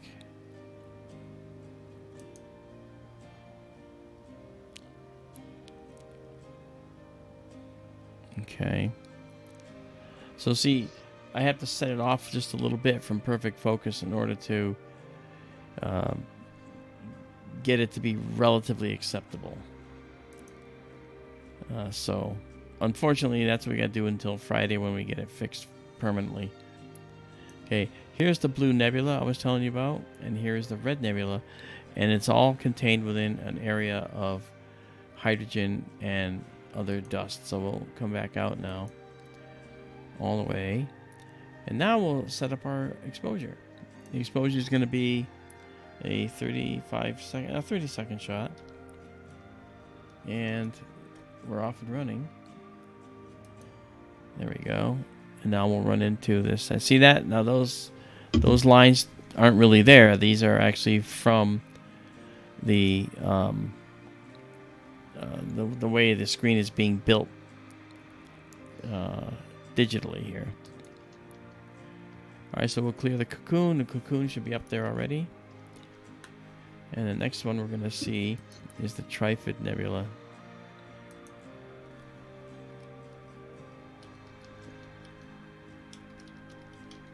There we go. Look at that. Look at all the red nebula around this. This is great. So let's just do a color correction here and look at the difference. Look at that. Wow. Color correct just a bit. So it's within this whole region, right? Look at how much blue there is in here. We've actually, Daryl, if you recall, we've never really seen this much blue with a Trifid Nebula before. I know we've seen a fair amount there before. Yeah, we have. And we're going to shortly see blue going all the way around, too. Again, this is all dark dust, and a star or two has formed inside here. And these spokes of dust have actually are in front again of the bright nebula behind. So let's move this Ray over. asks if we can see the image at a lower gain. Yeah, we're at 300 gain. We could go lower. We can also drop it by doing this.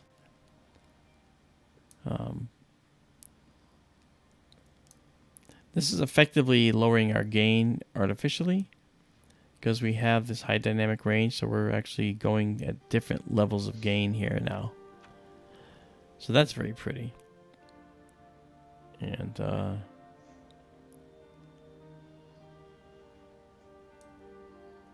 so in the case of this particular nebula, this looks really nice. Let's zoom in a little bit.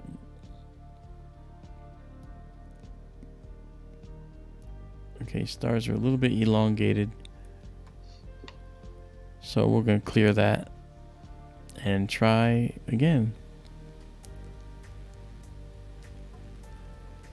Okay, 0.3 minus 1.4. See, 2.5. That was a lot. So we might get a slightly elongated image here. If it stays under 1.5, let's see, 2.5.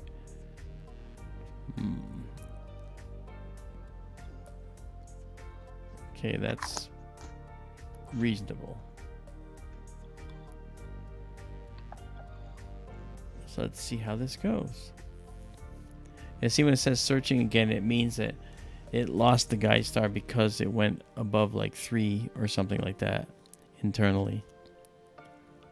So by studying these numbers, you can see the relative stability of the telescope in this one direction. And there might be a little wind out there, possibly.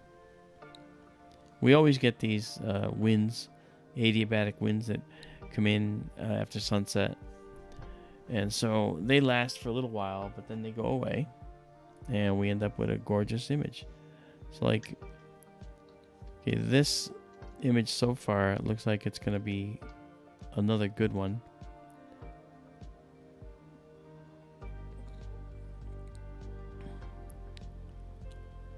This is really 2 stars here, so it's not elongated really.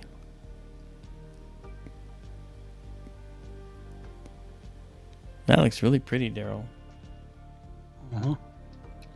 So if we actually do this, you can see how much more blue stuff is in it.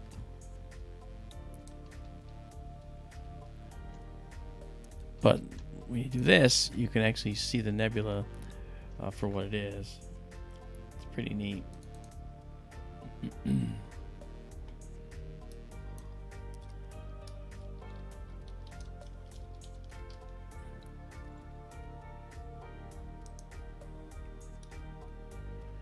Pop the name up and move it over a little bit, down a little bit, over a little bit. There we go. There we go. That's pretty. This is a perfect example of some of the primary colors of the universe that you see. You see hydrogen, glowing hydrogen here, okay, and you also see the reflection nebula there. So this is the extent of the hydrogen ionization going on here, and then these nebulae are always tend to be irregular because it's based on the layout of the dark nebula that determines how this is going to be shaped. But the starlight tends to make round nebulae when you have a singular star or two that are causing the ionization. When you have a whole cluster, then you can have these vast tracts of irregular looking nebula as well. And so that's something else that makes a big difference when you're looking at the nebulas. Nice, this is pretty. Let's go back out and just look at it from a distance. And let's bring in the processing a little so we can show the rest of the red nebulae out there. Look at that. There's a lot of it out there. Look at that. Wow. That's really something. Now you'll notice there's blue creeping around here now, and starting to creep in over here.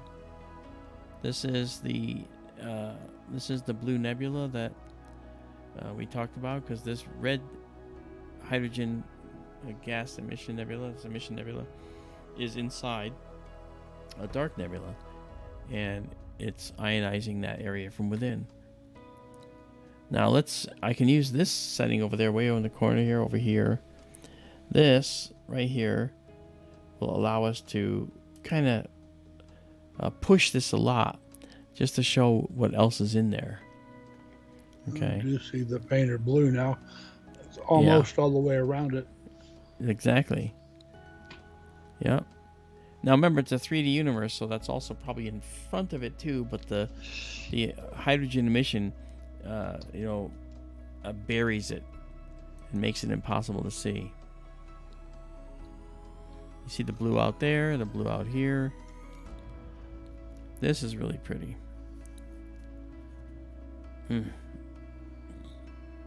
I gotta say, until I created these observatories, I've always wanted to see the sky in this splendor that these show. And I just can't get enough of it. Just can't get enough. Hey, Marco.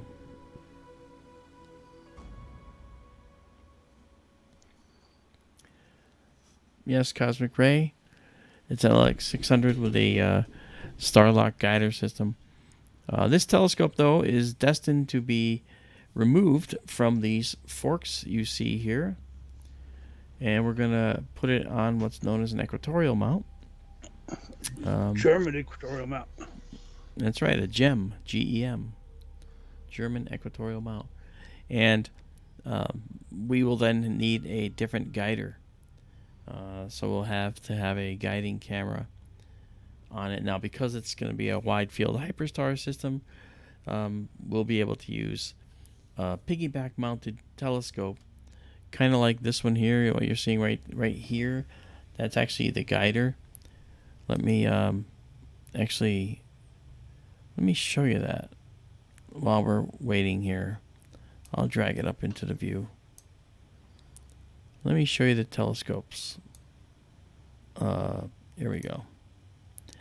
Okay, so this is our guider telescope right here.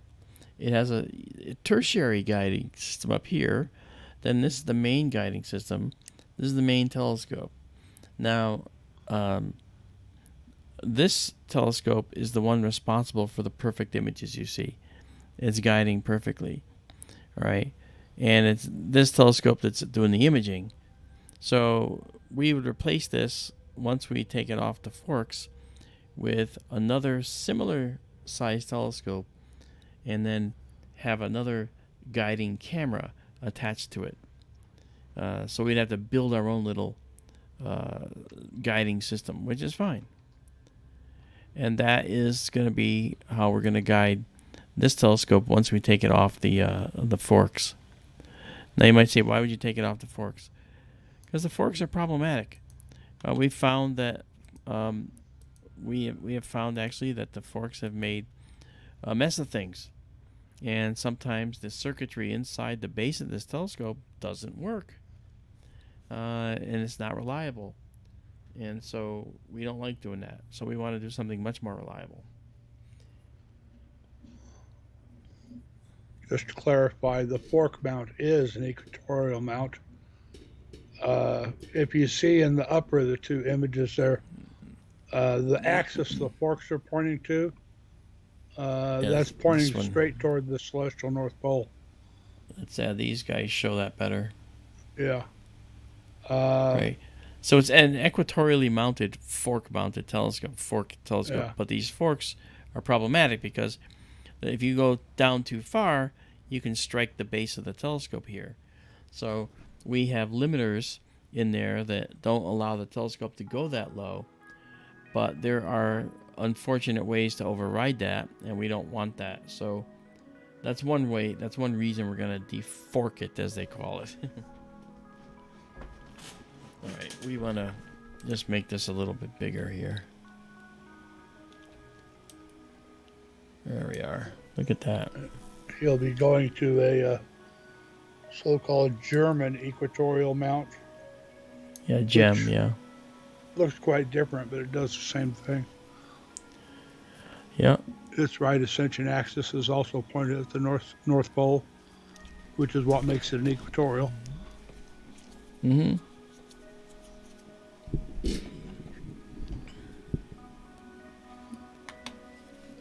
Ray was asking, what are you going to do with the fork mount? Which made me think of a question. Does the telescope itself or the mount, does it have an alt-az mode? Yes, but I don't do astrophotography in Altaz. Altazimuth, guys, is when it just goes left and right, up and down. Now, the telescope's doing that, but it's doing it while leaning backwards.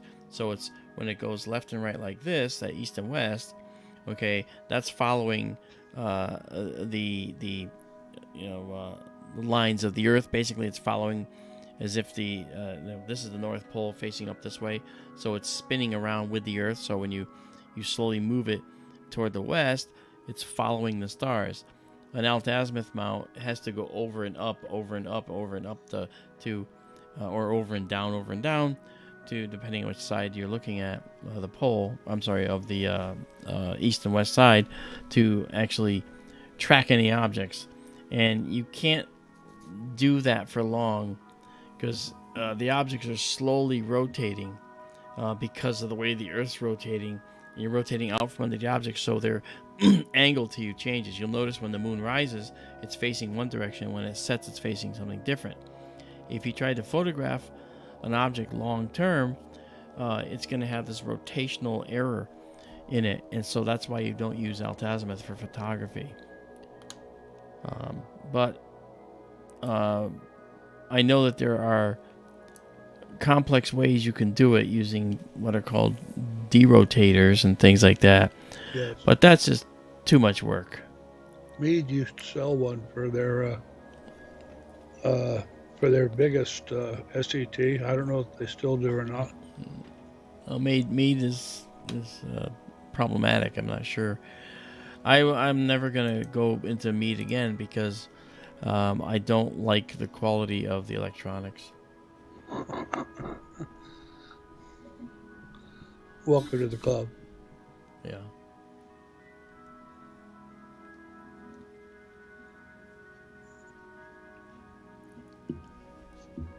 All right, this is beautiful. So this is 22. We're going to save it right now as the Trifid Nebula right here. Guiding has been flawless. There's a curve while saving this stack. My disk isn't full. Okay, but I will check it anyway. What did you just say? My disk is not full. It says the disk is full. It had an error saving this, but I'm going to see what happens here. If I save again. Oh, maybe it is. Okay, let's go out here and bring this up. Okay. If the disk is full, I will get rid of some stuff. It's not going to take it away anywhere else. Okay, this PC, how many we got? Yep. Here we go. How about that? Okay. We're gonna... You're on your C drive? Yeah. Yeah, I see that. Is your C drive a solid state drive? Yeah. You know, I found out my computer was doing this, and I had never really checked for it. All the downloads were going to my solid state drive, my C drive, and it gave me a full disk, or it was giving me warnings for a full disk. Right. And then I looked at the D drive just below that, the data, and yeah, nothing was on it. Nothing was just on like it. mine. Yeah, just like mine. Okay. Oh, this is, I know why I'm not seeing it. It's actually, let's do this. Let's go here. Anyway, I took all the downloads off my C drive, moved Yep. them to the D data drive, and suddenly I had a nearly empty C drive again. Yeah, yeah. It was getting slow and pokey and acting funny, and then I moved everything over to the D drive, which I guess is why they put it there in the first place. But they didn't set it up, and I never bothered looking before. So it's like my computer's acting like it's young again now. That's good.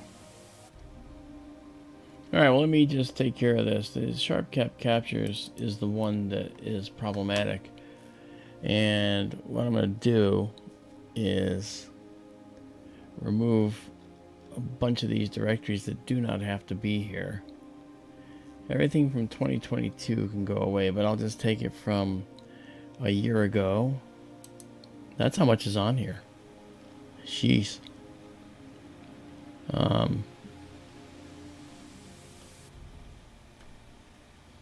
Oh, it's actually going the other way. Okay.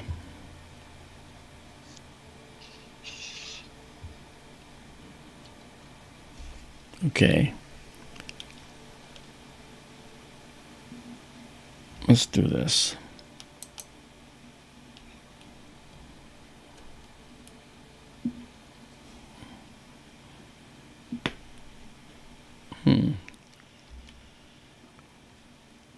Yes.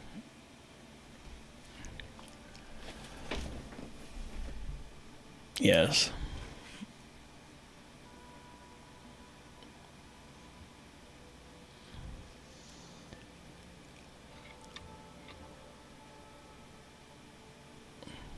All right, that's good there. And now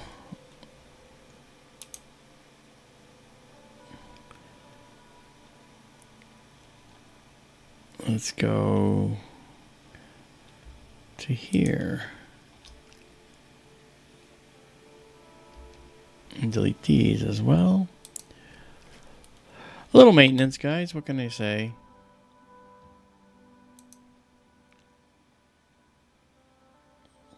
I'll come back tomorrow and I will spend. I have a morning window where the building comes up and I go in and do maintenance, and this is one of those things I've got to do. All right, so now we shouldn't have an issue.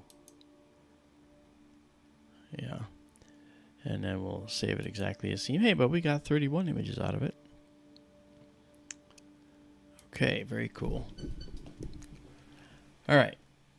So the Trifid looks beautiful. Guiding was pretty good. And what we'll do is come out of this and go to something else. And that something else is probably going to be what's right below it. Actually, I'm going to go to do one other thing here while I'm here. I'm going to move us a little south.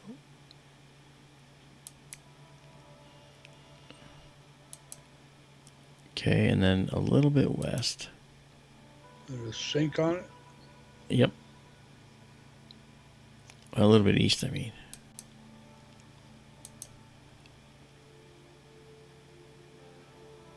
That's SYNC, guys, not SINK.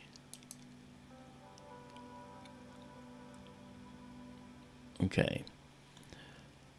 So from this position, let's see how close we are. And you can see that the telescope's position is off a little bit. That's fine. So now we'll sync on this. Okay, so our coordinates between here, the telescope, and the screen are all synchronized. All right. Cosmic Ray is insistent that you reduce the gain. Well, Ray, when it's your telescope, you can reduce the gain.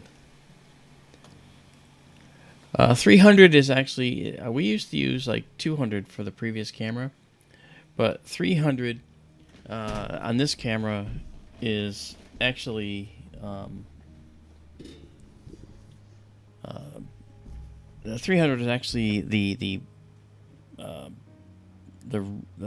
I should say the optimum gain for this camera.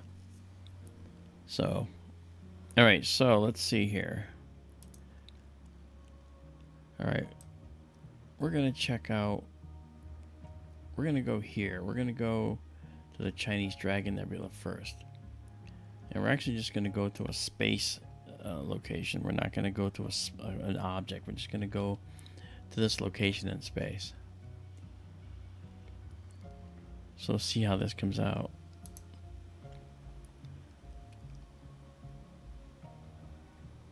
Okay, so the Chinese Dragon is in here. It may not look it, but it is.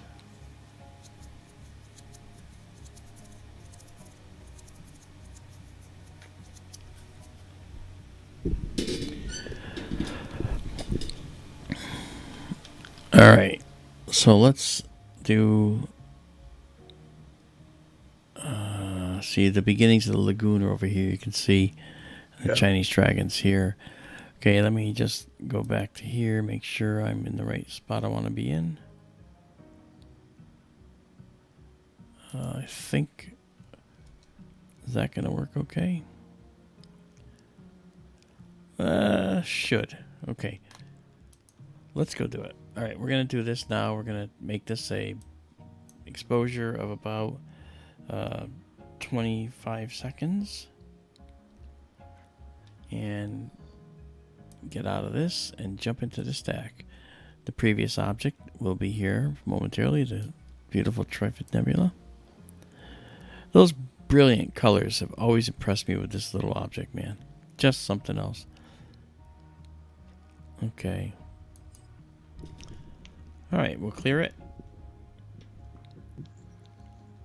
And we're going to see the Chinese Dragon now in just a moment.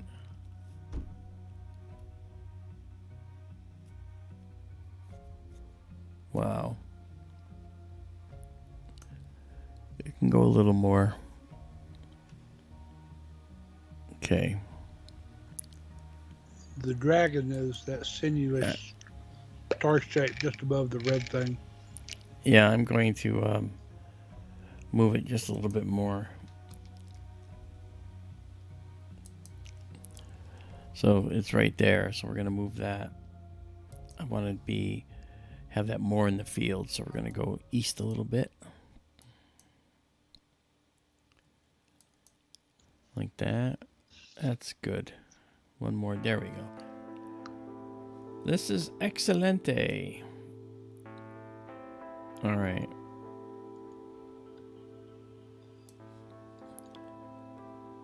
So now we're going to do a 25-second shot of this. Okay. And we'll pop in our live stack again. Get rid of the previous one. And that's that. And then clear it. I mean, this is going to be a really beautiful region. And this won't quite be in the shot, but that's for the lagoon. But the Chinese Dragon, as Daryl said, is a sinuous, wonderful black line of dust. Okay, let's move this out of here for now. Well, actually, first, let's do this.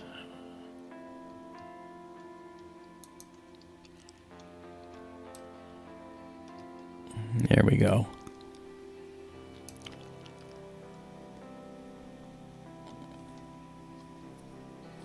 Okay.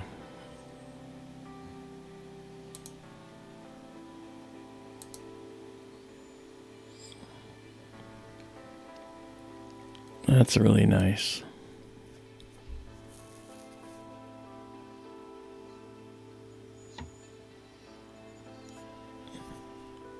So what Daryl was talking about is this right here. This little sinuous line here that comes down. That's part of the Chinese dragon, and this might be his head. I'm not sure. I never think about the dragon's head and things like that, but I guess that makes sense. I don't see what you're pointing at. I know you aren't. I was pointing at this right here as the sinuous shape followed by the dragon's head. Possibly. Yeah. It's a very active region, and you'll notice that these two stars have a beautiful reflection nebula around them, which again is the scattering by dust particles in the region of the blue light from nearby stars. And of course, there's enough stars that are ionizing clouds of hydrogen out here. So again, hydrogen, the most plentiful element in the universe. This is what you expect to see. It's vast tracts of ionized hydrogen. Now this here, I want to find out if that's a Herbig-Haro object there. See that guy right there? Yes. I'm wondering if that's a Herbig-Haro object. Let's see if I can get us a little bit more contrast. Yes, sir.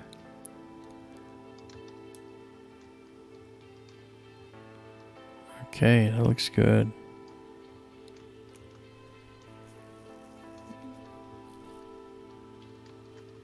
Let's move this over and fill the field.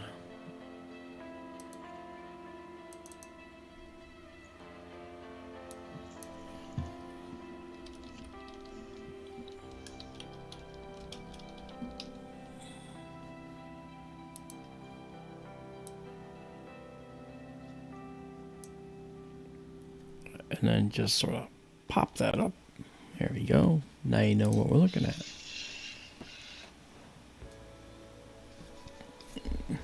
Cool. Move it down a little.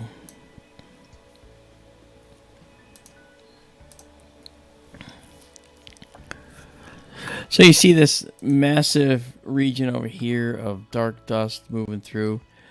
The most beautiful region here that I think is this right here. You'll notice that just like with the cocoon that we saw earlier and the Trifid, you'll notice that we have a region of ionized hydrogen here glowing nice and red, and it's fringed by a bluish light. And that is the scattered light from the blue light in the spectra of these stars. And it's an area where the dark dust is just getting overpowered by the hydrogen emission, but the dust is dense enough over here to actually have an area of blue showing over it. So that's a dense wisp of dark dust there that's reflecting, scattering the blue light from these stars. And the hydrogen in the region is also glowing at the same time. These things are all mixed together, so they're not separated by anything. They're actually mixed together. And you'll see many of the stars in here seem to have a glow around them, and that's actually subtle reflection nebula, subtle blue light nebula like this that you're seeing here.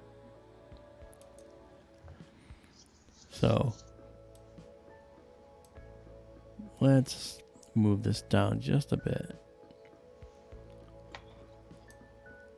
Showcase that a little more. So you see here, there's another one over there. You can see another subtle blue in here all the way around this fringe. This is just stunning. And through this dark cloud up here, this dark nebula. So if you look carefully, you'll notice this cloud here is sitting in front of the nebula behind it. So you can just see in a three-dimensional way how this cloud is in front of all of this stuff here, which is glowing pretty uniformly behind it. But this is sticking itself over it like a little black tongue of a dark material. Again, carbon atoms, silicon atoms, all products from supernovae, and many of those dust particles have ice on them from interstellar space. Water is very, very common in interstellar space, actually. It's literally very common because oxygen is the third most abundant element in the universe, and hydrogen is the first. And H2O stands to reason there'd be a lot of it, and there is. Really pretty.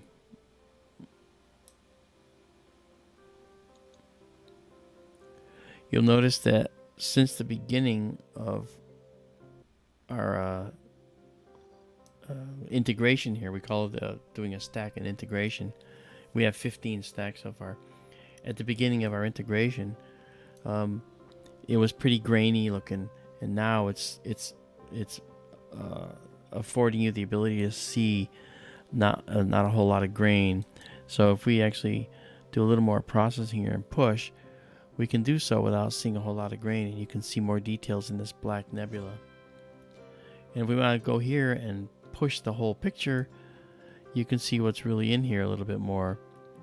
Right, so there's actually a little bit more detail back here. And what that is detail that's already there, and it will come out when we process.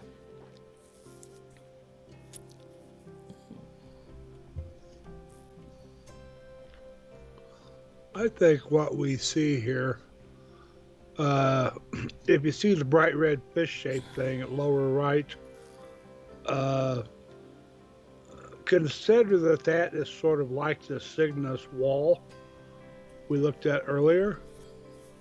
And then it's sort of like we're looking at that area without the big dark cloud blocking what's lighting up the nebula around it, which might well be that bright star above, up at the top of the dragon. Right here. Mm-hmm. Maybe. It depends. Again, the universe is in 3D. That star could be way out here, and the whole nebula could be way back here, and have nothing to do with it. We would need to investigate that further, but it seems to have a little bit of a glow around it, so it might be embedded in some of this dark dust. But look at this subtle blue thing here. Look at how subtle this is. Isn't this something? That's really pretty.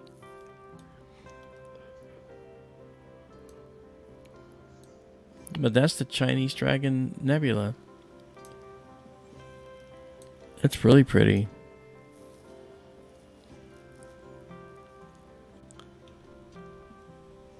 Alright, let's bring back the telescope here. Move that over. Checking out the guiding over here.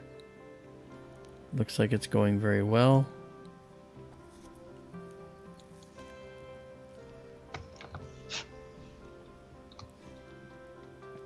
I hate being teased by how good it is, you know. And once the collimation is set, it's going to be even perfect, you know. So it's teasing me.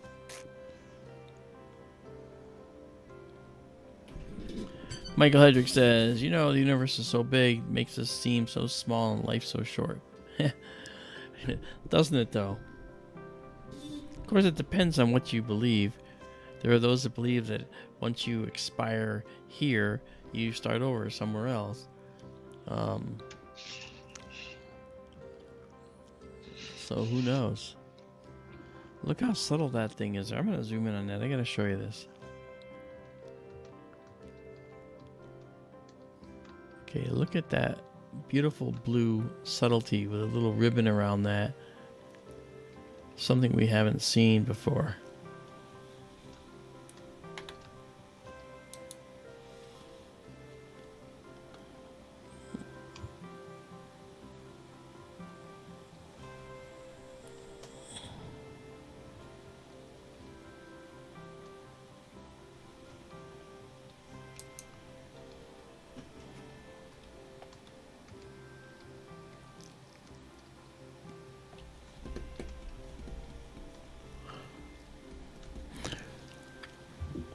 We're also moving forward on a portable observatory project that we're going to drive around the country and bring to universities and schools all over the United States, so we can bring live astronomy to people everywhere.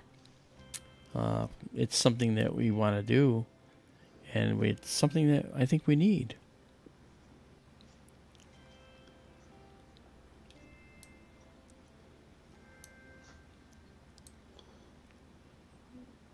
That's really pretty. That's looking great. Okay, so let's dock up our stack again. This is 26. That's more than enough. Gotta change the name up here. Chinese Dragon Nebula. Okay. We'll save it. Save exactly as seen.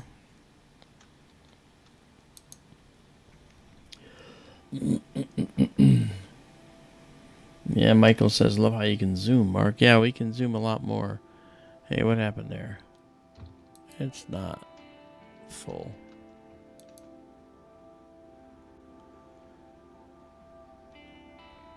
Why did it do that? All right, well, we're going to try and see this again here. Mark confirmed something I just said in chat.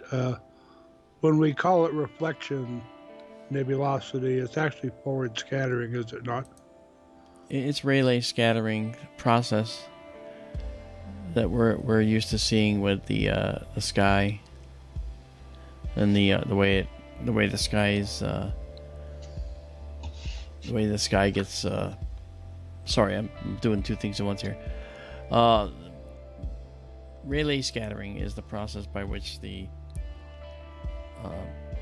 clouds and the particles of moisture in the air and other things will actually remove blue light and scatter it in all directions, leaving only the reddish light, which is why the sun appears yellow in our sky when in fact it's almost white when you see it from space.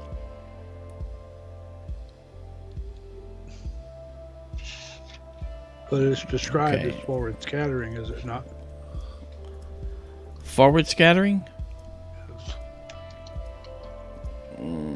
I don't know if it's forward scattering. No, I didn't say forward scattering. I said Rayleigh scattering. Well, I know that, but I seem to remember you saying forward scattering in the past. Okay. Well, there's two kinds. Okay, we have Rayleigh scattering, and we have Compton scattering. Okay, Compton scattering is what water vapor does, and it actually will scatter all the light, and so that's why clouds look white and not and don't have a cast of a different color. They actually have the color of the sun, which is white, which is why clouds are white and not yellow. So. Okay, never mind. Yeah, I don't Strike remember what I saying, said, folks. I don't remember it saying forward scattering. Okay, so these are good. So Chinese Dragon is done. Looks really good. Man, that's going to be pretty to do more processing on. Izabela likes doing that. Alright. Yeah, no need to be confused about this, Gladys. We can explain everything you need to know. Everything you want to hear. You can call it reflection if you like. It's where the light energizing the ionization, it's where the energy is not enough to cause the cloud to ionize. It's just reflecting it. Yes. Well, actually, it can't ionize it because it's a dust particle, and you can't ionize a dust particle. Right. So basically, you're just creating a scattered light, and it just happens that the higher frequency light scatters best. This is kind of artistic. Look like rainfall. Okay, now this is the lagoon, which is literally just to the right side of the Chinese dragon. And let me get it back down to the 1 second that we expect. Okay, there we are. Actually, let me do that again just for this because, okay, what you're seeing in here, okay, almost looks like an hourglass shape. That's actually where there's a very hot star, among the hottest in the universe, an O-type star. And that O-type star is ionizing a lot of the hydrogen we see in here. And these O stars are so powerful they can ionize many light years out. And so we're seeing that here. We're going to head to the west with this a little bit. Interesting point about reflection nebulosity. Among the microscopic particles responsible for the scattering are carbon compounds, right? For example, diamond dust, and compounds of other elements such as iron and nickel. Yep. The latter From two are supernovas. often aligned with the galactic magnetic field and cause the scattered light to be slightly polarized. Yeah, that's the detail in the dark nebula, and the thing I mentioned, the carbon compounds, of course, and many of them are actually carbon-carbon molecules where you have two carbon atoms connected together, and carbon has 4 electrons on the outside called valence electrons. In other words, they're available for bonding with, and carbon makes a very good bond between another carbon atom, and so you actually get this really robust little molecule of carbon-carbon. It's like diatomic carbon, and that's something that is found in these dark nebulae. Let's check this out. We're guiding now here, and we're gonna just do a 20-second shot here because this is a very bright nebula. But you're gonna see the dark nebulae, and it's gonna be really, really clear to you. Just as clear as these guys were. Okay, so we're cleared, and now we're gonna do the lagoon. And once we're in, which you're coming in right now, here we go. Okay, well, I'm going to clear that and watch my. Okay, 0.4, 0.3, 1.9. That's a little high. 1.7, 2.1. Yeah, there's a little wind going on. Yeah, look at that, 5.5. I think the moon is up now too. I think so, yeah. Moon was supposed to rise at 10:30 Arizona time. Yeah.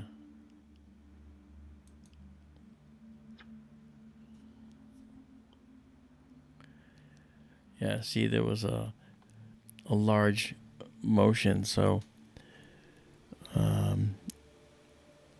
okay, let me clear this again. I'll tell you why.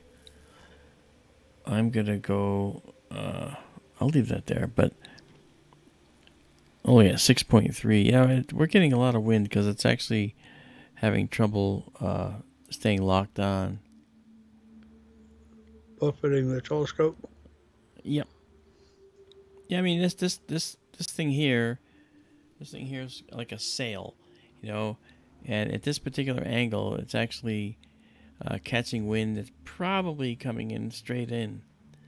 So you can see we're not able to get a good read on this nebula right now.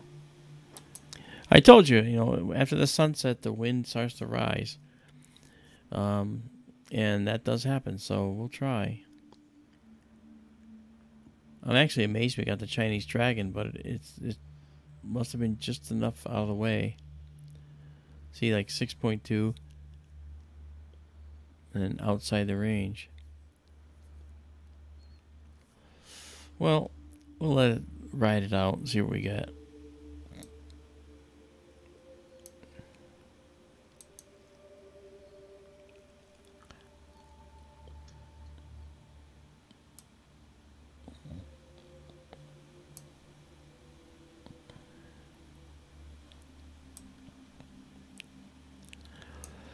So you can see this is just an area with these beautiful dark nebulae. This nebula also has Bach globules in it. You can see one forming at the tip here. It looks like right about there. That might be one. This is probably one potentially here. And that O star is so bright that it's saturating our sensor. And to see it, I'd have to go way over to the right. And as you can see, even doing that, you still can't quite get in there. You know, maybe if I were to do this and bring it all the way over, you can see how this, you know, that O star, it literally stays just out of reach because of the fact that to see the nebula, you've got to really overexpose that bright center. I think, again, looking at this wide view here, if you look at that bright red band of nebulosity at the lower left, kind of like what's happening with the Cygnus wall.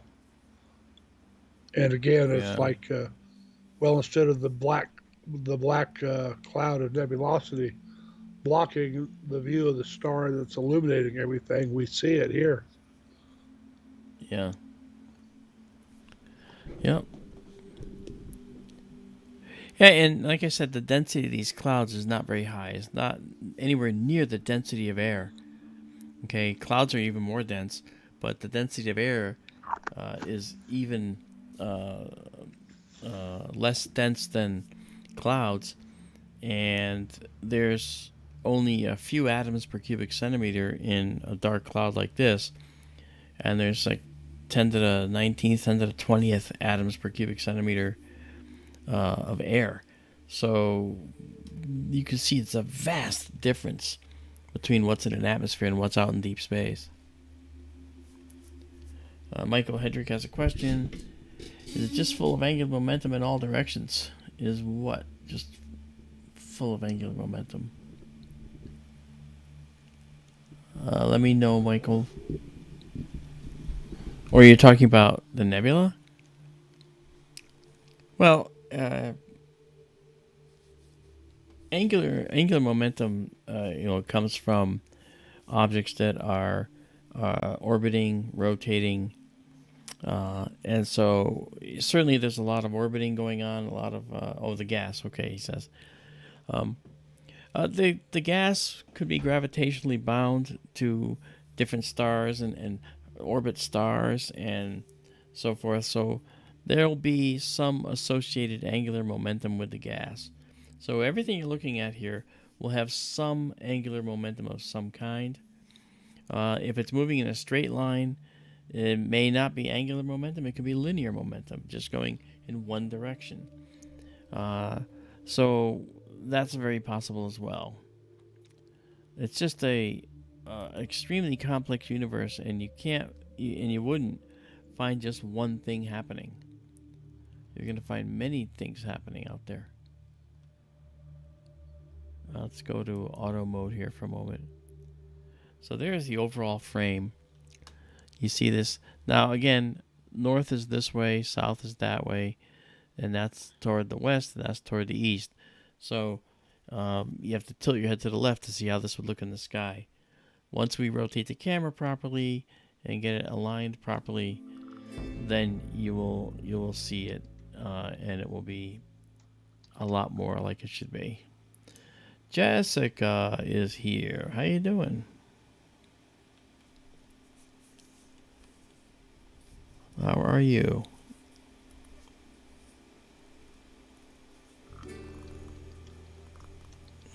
Very cool.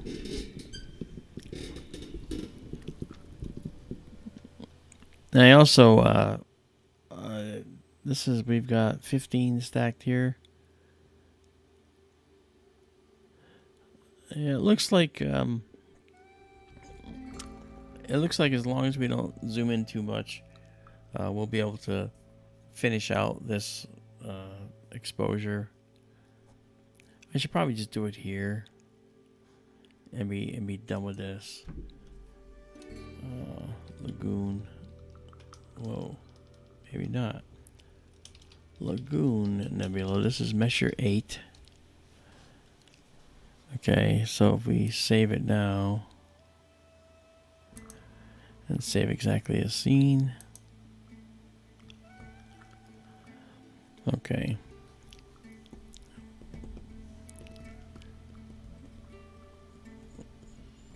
That's good.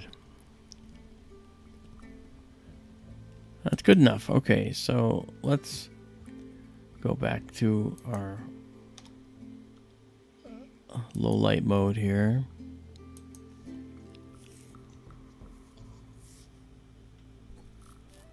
So now if we zoom in,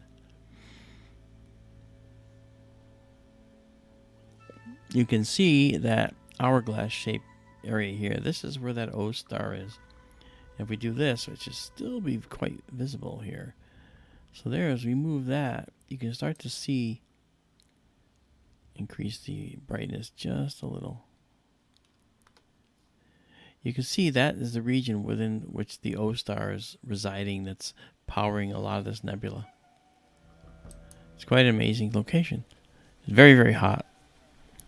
Definitely not a location for life at all. Okay. Let's go.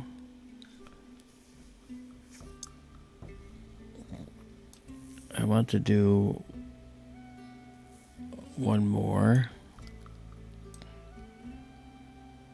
You know what we haven't done in a while? We did that. We haven't done the Omega Nebula. You know, staying consistent and discussing stellar nurseries. The Omega Nebula is definitely a stellar nursery of note right here. Also known as the Duck Decoy Nebula to Darrell, and known as the Checkmark Nebula too to some, because it looks like a check mark. Yeah. Where I see a duck decoy, most people would call that the Swan Nebula. And that's why it's also called the Swan Nebula. Yep. Alright, so now that we're guiding, we'll look at our numbers here, and let's make sure that it's going to guide once we get our guide stars again. So I'll set it up. We're going to do a 20-second shot because it's a very bright nebula.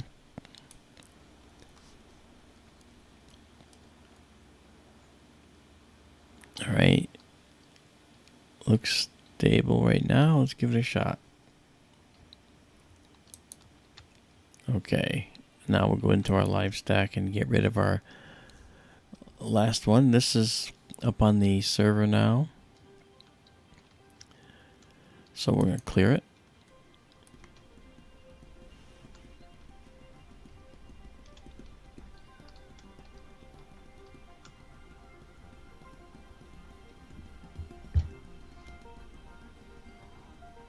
Okay. There it is. Still a little bright.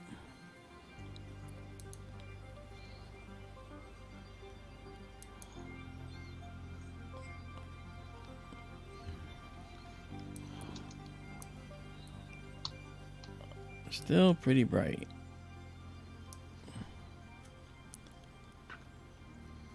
Let's see what this does. Wants to do that. We'll pull this down a little. That's a little better. Interesting.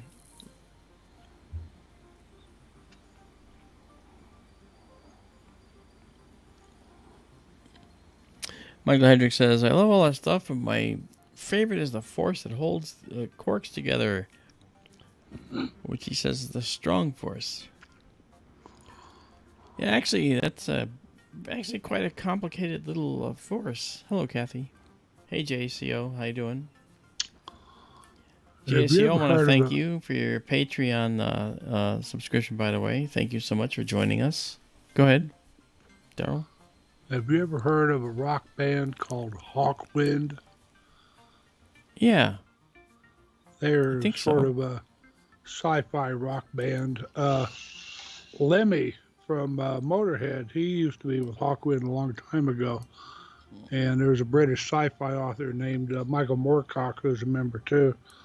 Hawkwind did an excellent album years and years, decades ago, called Quarks, Strangeness, and Charm.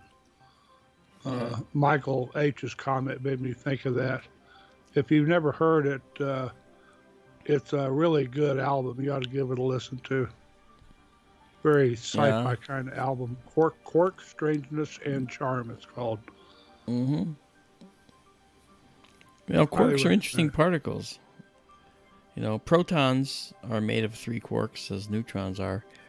And the quarks can have up and down properties, right? You have a property of up quark and down quark.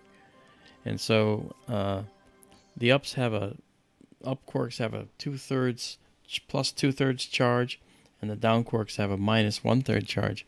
So a proton is made of 2 up quarks and 1 down quark. 2/3 plus 2/3 is 4/3. Okay. So that's 3/3 is 1, but 4/3 is over 1. But the minus 1/3 charge subtracted from the 4/3 makes 3/3 or 1. That's why a proton has a plus 1 charge.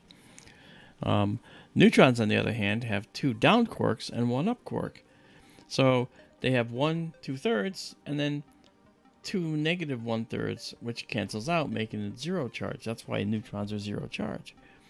And so when you look at that, it's the strong force which is actually holding them together, but it's actually not just the strong force. It's actually called a residual force, which holds the nucleus together. And the strong force is operated by these other particles that glue these particles together. And actually the name gluon is the name given to those force carriers, as they're called, for the particles that make up the strong force. And so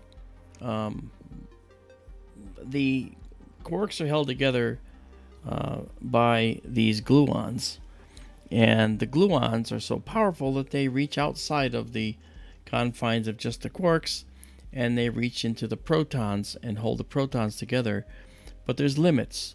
The strong force only acts over a very, very short distance at an atomic level. And so it means that the maximum size that a nucleus can be, that you can have a number of protons all bundled together, the maximum size is about 118. And so that's why our periodic table only has 118 elements in it, because anything that happens beyond that immediately decays back to something that falls within the range that the strong force can maintain. It's crazy, and that's just the strong force. The weak force is something that moderates decay, beta decay, and that's the force carriers there are called W and Z bosons. And like here in this image, you see hydrogen gas. You also see dark nebula. Dark nebula has all these elements in it that are things that may have been created using the weak force and beta decay. So what happens with beta decay is that the way beta decay works is, for instance, you can have a proton or neutron that joins a proton in a nucleus.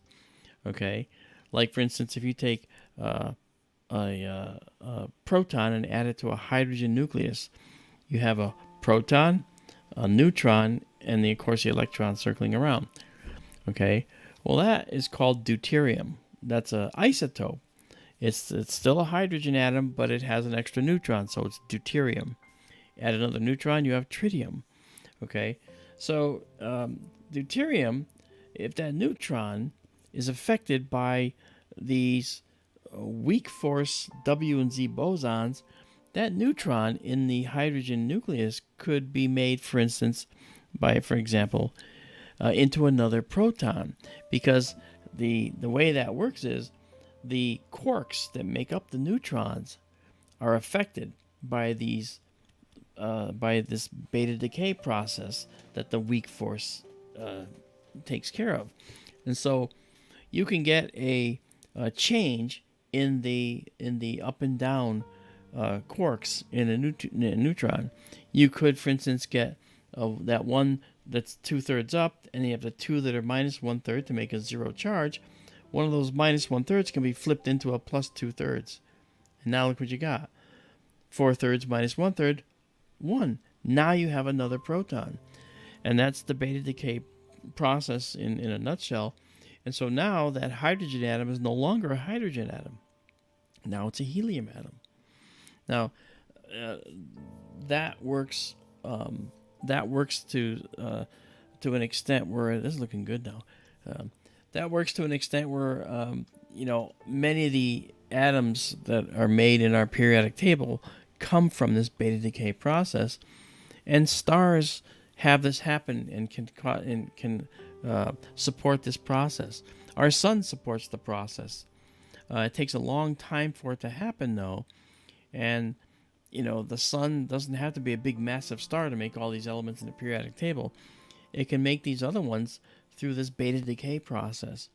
So that goes on, and that's actually a process that happens in stars that are moderately sized, like the sun and above, and it's called the slow process, right? Or the S process. And don't worry about the names. Just know that regular stars can make many different elements in the periodic table too, but slower. All right.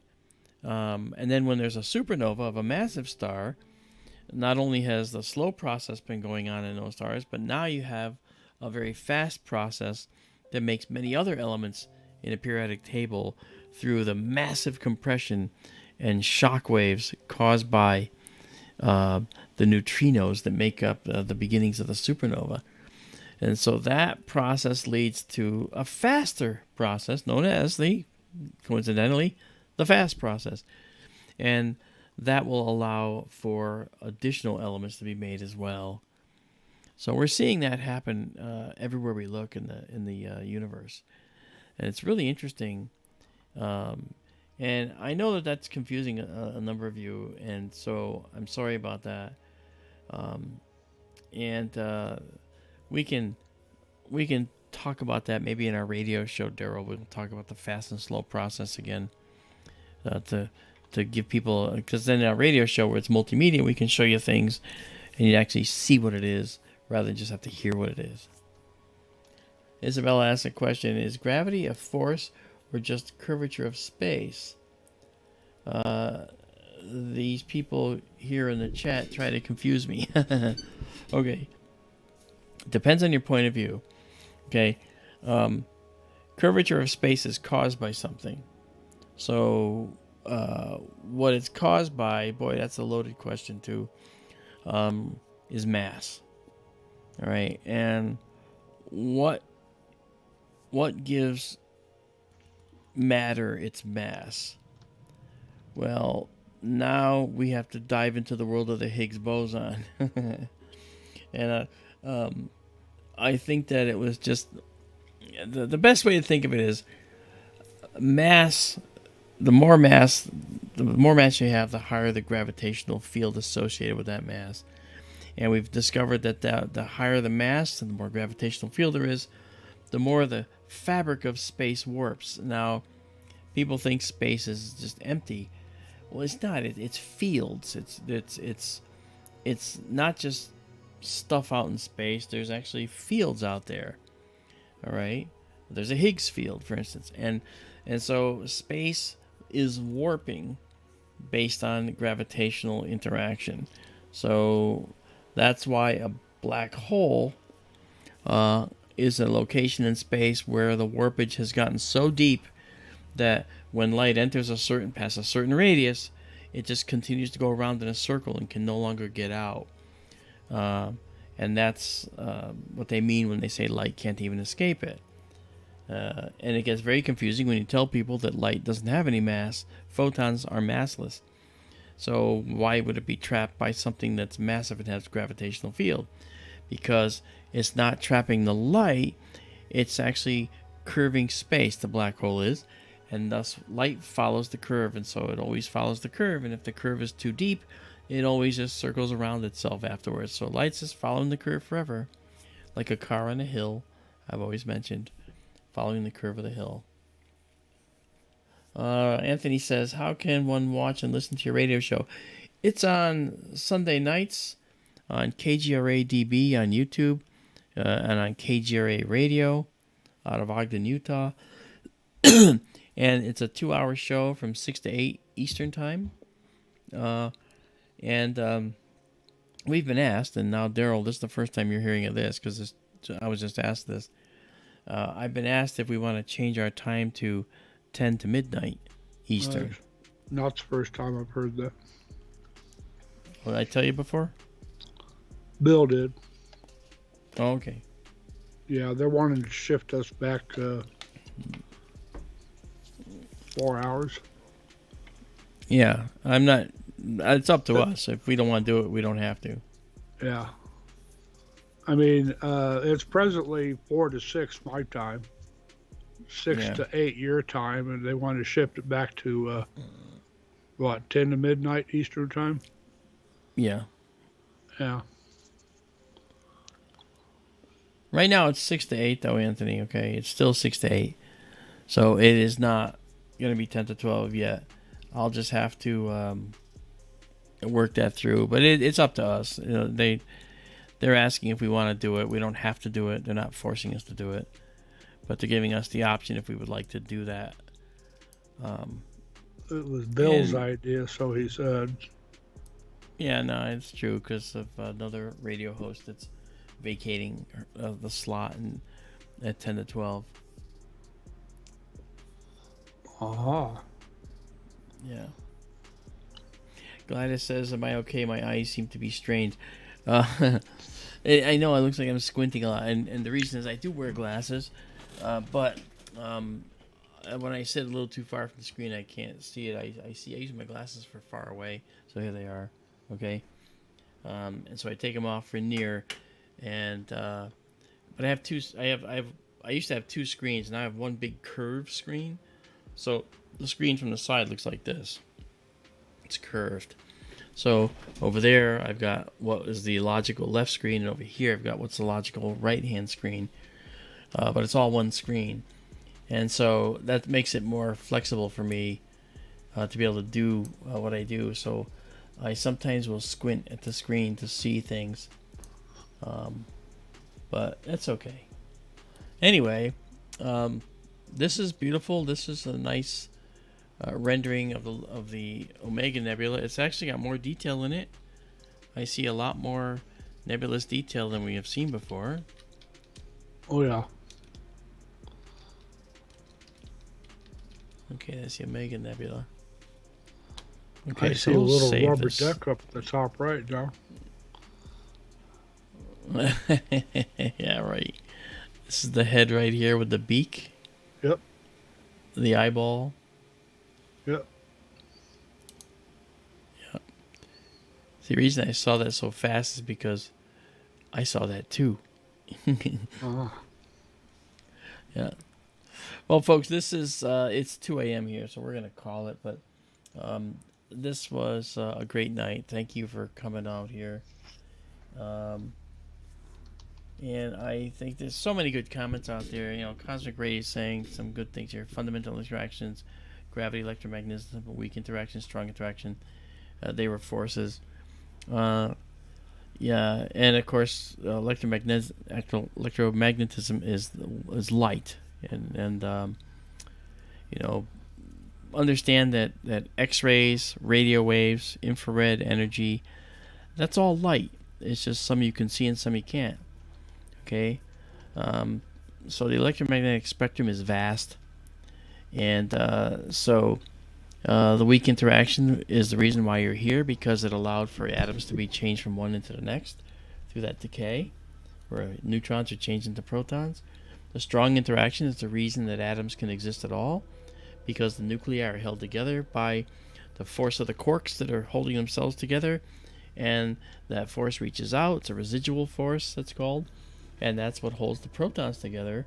But they only go to about 118 protons in size before they will decay spontaneously back from something higher than that to something more like 118. And of course, the gravitational force is the mysterious force that doesn't fit our standard model too correctly, but it does fit within the string theory world. And it's actually within string theory, I believe, where if we talk about UFOs and how they are propelled and how alien creatures could get here from far away, that's the only way they can do it is by using a string theory variation that we know about and have discussed in the past. And that string theory variation is something we can talk about someday. I lecture on it all the time around the country. I've just been delivering a lot of talks on it elsewhere, and I'm being asked to do more. So we'll talk about it in our radio show, I think. I think that's kind of cool. All right. So anyway, you guys, you have a good night, and we will return. This has been a great night, Daryl. I think I've gotten some really good views. Let me just zoom out here to show people the full extent of this object here. There we go. Look at that. You'll notice there's another faint wispy nebula out here as well. There's a lot going on in this region of space. Tremendously important. Excellent. I was always bored by this nebula, but I'm pretty excited by it now. All right. Well, anyway, good guys, night, everybody. You have a good night, and we will talk to you again soon, all right? So long.